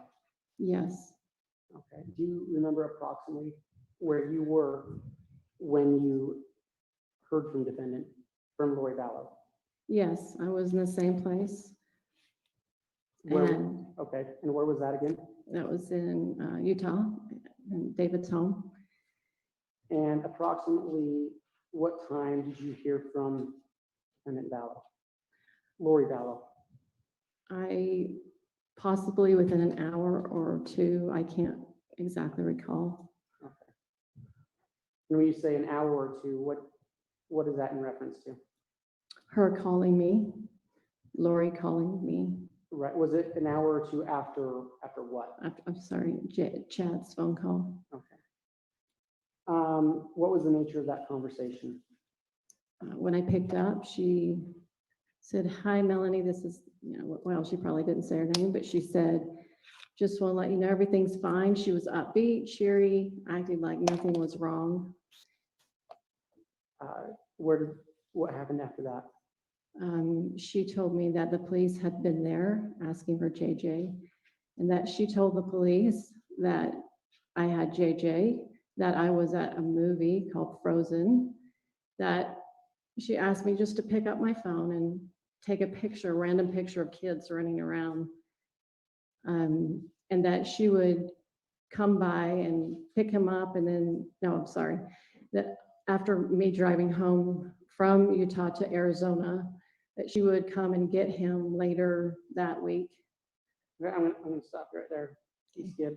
I'm going to point you back to this conversation or the statement about picking up your phone.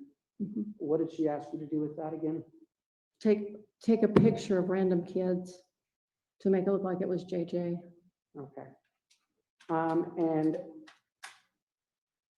And I kind of lost track. I apologize. That's okay. You said something about driving down to Arizona. What was that part of the conversation? Who said what? So she knew that I was going down to Arizona for Thanksgiving, back to my home. And she said that she told the police that she was going to pick him up from my house from Arizona, which I had no previous knowledge to this. This was new information to me. Okay.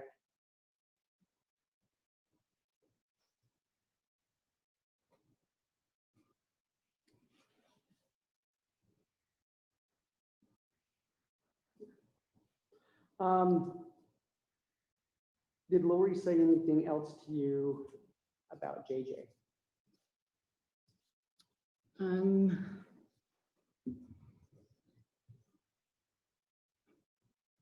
I can't recall exactly, but I can recall what she talked about Kay.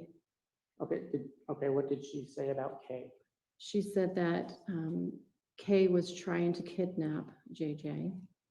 And I said, how do you know? And she said, well, I've received emails, you know, being threatened that he was going to kidnap her. I said, well, what does she say? And she said, well, she sent me emails, and she said, she quoted Kay saying, it's not like I'm going to kidnap him or anything. And that she was trying to protect JJ and from her and other people, not just Kay, but possibly family members as well. Okay. And you said that to your perception, she seemed upbeat and positive. Were Yeah. those the words you used? Yes.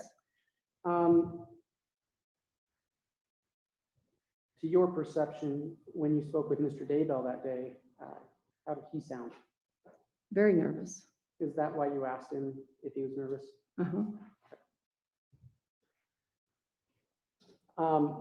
After receiving these phone calls, how did that make you feel? Horrible. I felt in shock. I was not okay with it because she told something to the police that was not true, which I had no knowledge of. So I was, I had a really bad feeling in my stomach, and I felt very shooken up by it. Okay. Do you know if the Rexburg police attempted to contact you that day? They did.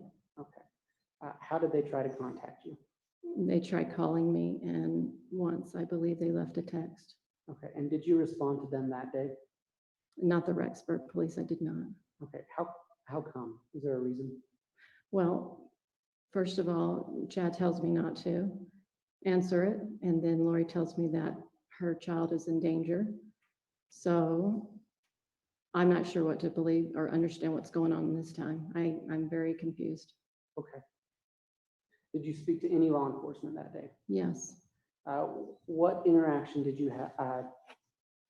Do you know which law enforcement agency you spoke with that day? Gilbert Police. Okay. And do you recall if there was a specific individual you spoke with that day from Gilbert Police? Officer Ryan Pillar. I'm sorry, can you say Officer that? Ryan Pillar. Ryan Pillar? Correct. And do you know how that last name is spelled? Pillar, or there could be a Y, so I'm not for sure. What contact did you have with Officer Pillar that day? He called me, left a message, and I returned his phone call. Okay. What was the nature of your conversation with Officer Pillar? He was responding to the Rexburg police and was asking about JJ and his whereabouts. Okay. And what did you tell him? I told him that I had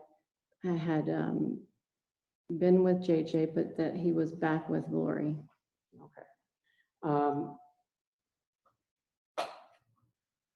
When you said you had been with him, what did you mean by that? That he was with me, and then she came to get him. Okay. So that it would turn the police back to Rexburg and not with me, because Now, Ms. Gibb, had you recently had JJ with you? No. So when you told Detective Pillar that you had, was that an accurate statement? No, it was not. Okay. And did you believe that JJ was actually with Lori at that time? I was not sure. Okay. So was that, pursuant to the knowledge you had, was that an accurate statement? Yeah. Okay. But did you also tell Detective Pillar that JJ was not with you? Correct. And was that an accurate statement? Yes. Okay. Is there a reason you told Detective Pillar you had him? Yes, because Lori was misleading, and she was manipulating me or trying to convince me that he and she was in danger. And so because of our friendship, I thought, I have really no idea if this could be true or not. And I was very perplexed. very troubled, and I really did not know what to do. I was trying to reconcile all these feelings I had.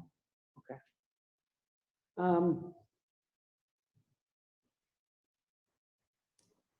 Did you have any subsequent contact with the Gilbert Police Department? Yes, And do you recall approximately when that was? I believe it was December 7th or 8th. Okay. And what contact did you have with the Gilbert Police Department? I called Officer Pillar and I informed him that who I was and that probably a lot more detail about the conversation about what happened, about JJ and Lori and Chad. And I also had something that I had recorded that I wanted to give to him. Okay. Let's talk about that. What had you recorded that you wanted to give to Officer Pillar? I recorded a conversation with Chad and Lori on Chad Daybell's phone, about 21-minute conversation. And that conversation was about where was JJ? The conversation talked about why did you tell the police that I had JJ when I did not? And she explained that. And I also explained to her my concern for her salvation and Chad's, and that they had been very deceived. And I also wanted to make sure that the police knew that I did not have anything to do with this. Okay. How did you record that conversation? On a cell phone. Okay. You mentioned earlier the conversation was with Chad's number. Correct. Was that the same number you discussed earlier? Correct. And what phone did you use to have this conversation? My phone, and then I had a recorder phone on David Warwick's, and so I put my phone on speaker, and then I recorded it with his phone. Okay. Had law enforcement asked you to record a conversation with Mrs. Vallow or Mr. Daybell? No. Okay. So this was something you did of your own accord? Yes. Okay. Do you remember, and maybe you already answered this, what day you made that recording? December 8th. And where were you located when you made that recording? I was in David Warwick's home. I'm sorry, where? I was in David's home. Oh, okay, David Warwick's home. Yes. Okay, I apologize, I misheard you. And again, is that the same home in Pleasant Grove, Utah? Yes. Okay. Your Honor,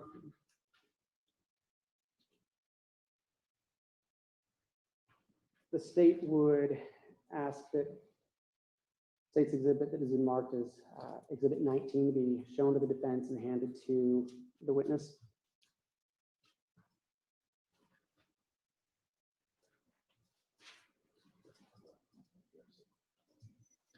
Exhibit 19 is being handed to the witness.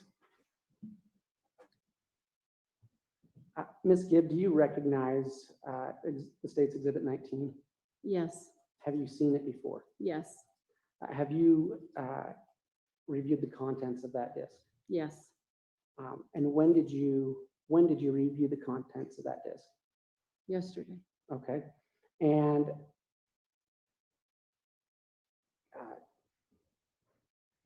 what is on that disc? It's the exact conversation that I recorded on my phone. Okay, and is that the same conversation you shared with law enforcement? Yes. And was it Detective Pillar that you shared that with? Yes. Okay. And the recording on that disc, is it a true and accurate representation of the original recording you made? Yes. Okay. Your Honor, the state would ask that State's Exhibit 19 be entered into evidence. No objection.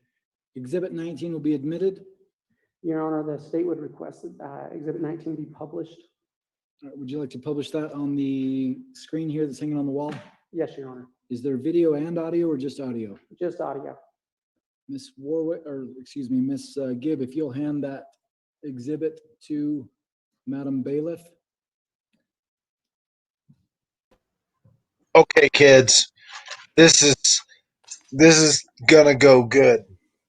It's gonna take them a second to get that thing up there, but we about to be taken into a deep dark hole. It's gonna be Madam Bailiff, was there another interesting. disc in there? Will you please hand that disc to Mr. Wood so that he can identify it and we can make sure that that gets put into evidence?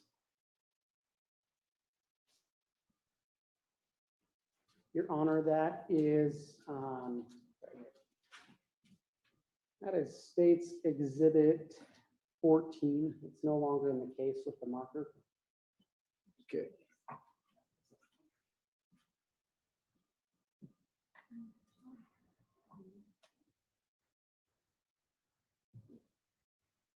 Your Honor, would you like me to hand this to the bailiff or? Yes, please hand it to the bailiff.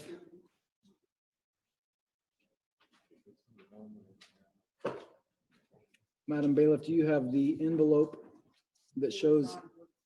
Okay, Exhibit 14. All right, and Madam Bailiff, or Mr. Wood, the disc that has been placed in the television at this point is Exhibit 19, is that correct? That is correct, Your Honor. You're moving to publish that? Yes. Mr. Pryor, any objection to publishing Exhibit 19? No objection, Judge. Thank you. You may proceed, Mr. Wood. Thank you.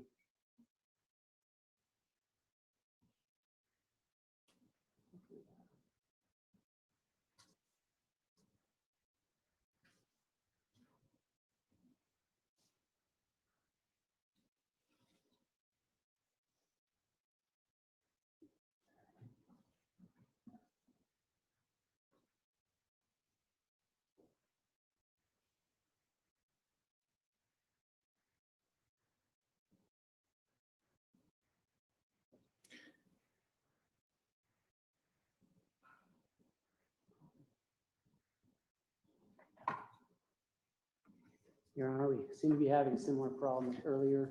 I think it's a really good time for a break. It's getting extremely hot in here again. We'll take 15 minutes so we can cool it down in here and we'll reconvene here in 15.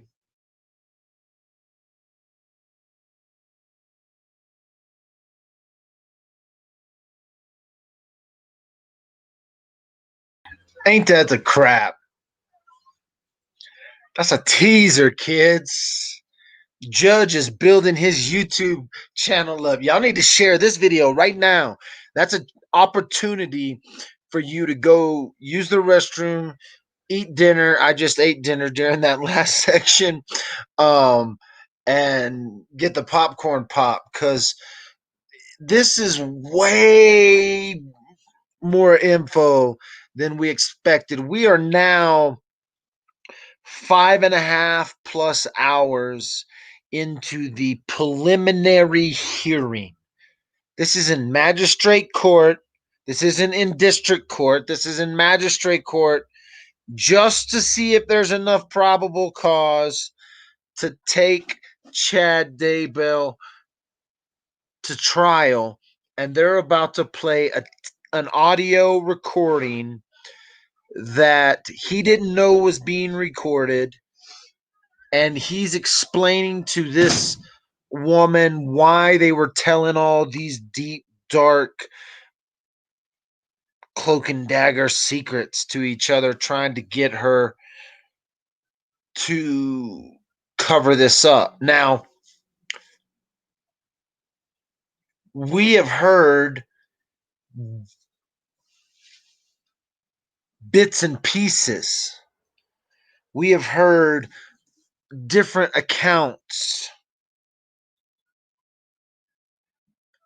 of this story from this woman, but now we actually get to hear the recording with Chad and Lori Daybell explaining to her why they wanted her to lie. How are the kids? We'll get to see, was she concerned about the kids? We'll get to see if they lend any sort of idea to what had happened to the kids.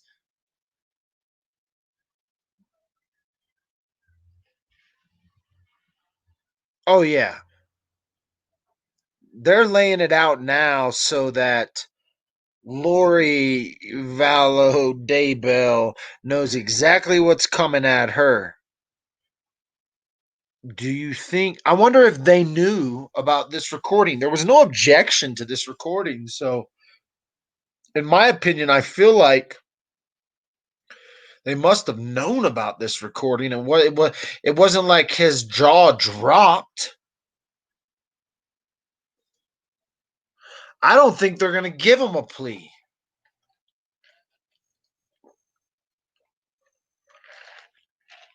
He's going to plead not guilty, and they're going to take it to trial.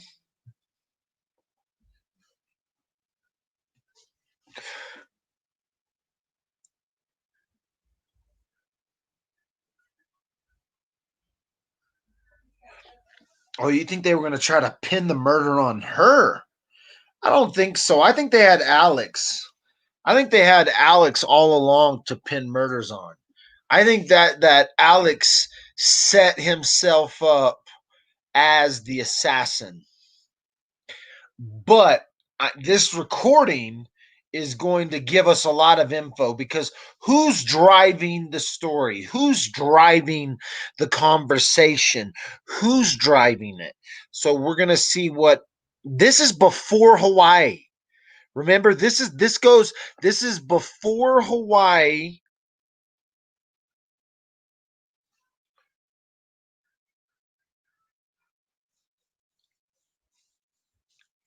Before they moved out. The cool thing about the recording, hopefully they didn't know they were being recorded. One, hopefully this isn't a setup.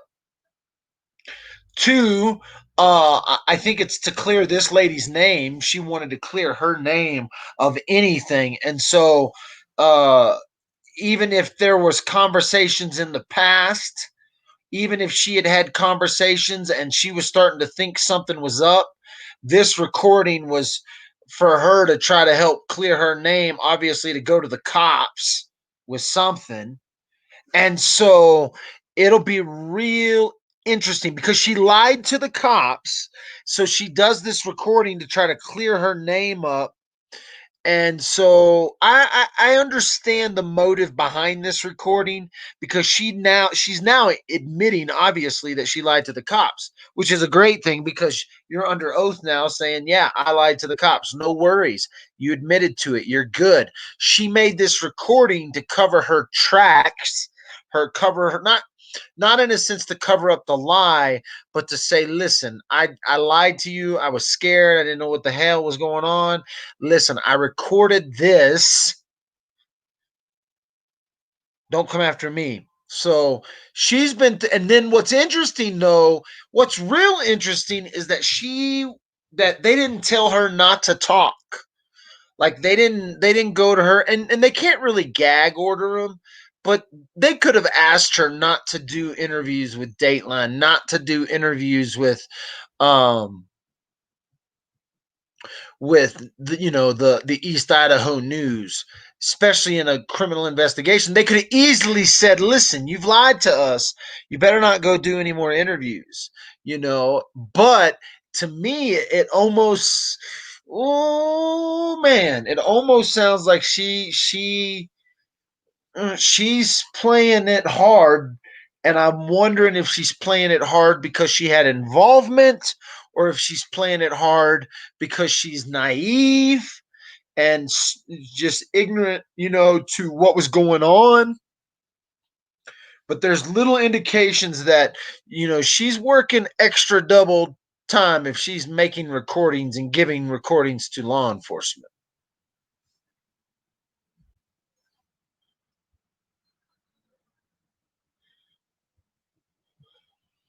We're on part 4 over at East Idaho. Dude, I've been going 3.5 hours strong. They must be breaking theirs down, not doing any commentating in between. Thank you for sticking it out with Dad with a phone for this 3.5 hours straight live after lunch in the Chad Daybell preliminary hearing. We've had 1, 2, 3, we're on our fourth witness right now, and this is Melanie Gibb, and she just dropped a bombshell. What he was doing all of that time, asking about recording, asking about all that, he was setting that foundational ground. When, where were you? How did you do this? What time did you record this? Did they know this recording was going to be used, take place? Didn't, all of that? Did the cops ask you to make this recording? That was a very important question. And she said, no, no, no, I did all of this. And so, it is what it is. Smash that share button right there for sure. 3.5 hours straight, nonstop coverage of the Chad Daybell polemic. If this hearing's been going on for 5.5 plus hours. It is that's setting up for a 4-week trial. You got to understand that when they put those officers on the stand in trial, that they could be testifying for 2 straight days about this case. So the 2.5 hour testimony that we heard this morning from officers is not even a fraction of how those officers will testify in the trial in front of a jury. And we're talking, they're going to dive deeper and deeper, even though it seems like they've told us this whole story. Since the jury doesn't get this story, it's got to be told again at trial, which is going to make it fun and interesting if they end up televising the trial. So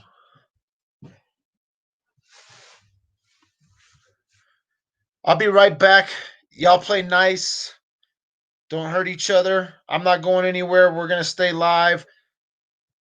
I'm going to run, fill my drink.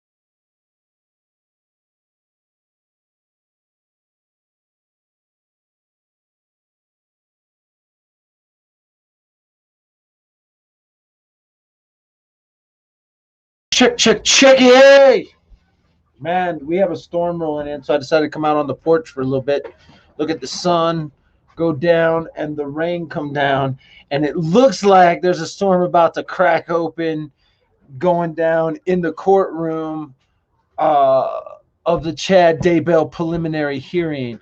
If you're just joining us, it looks like we're going to get a audio recording that was taken of Lori and Chad Daybell with this Melanie Gibb lady trying to figure out why they wanted her to lie, why they wanted her to tell stories, all this stuff. So should be an interesting evening to court.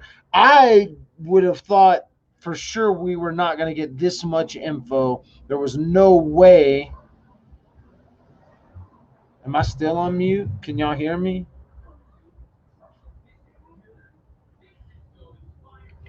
I don't know if y'all can hear me.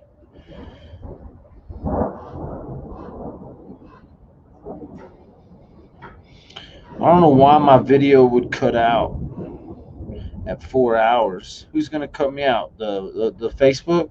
Probably, maybe. I probably should kick it off. Oh, that's the Pro Stream audio. I want my Yeti. Oh, my.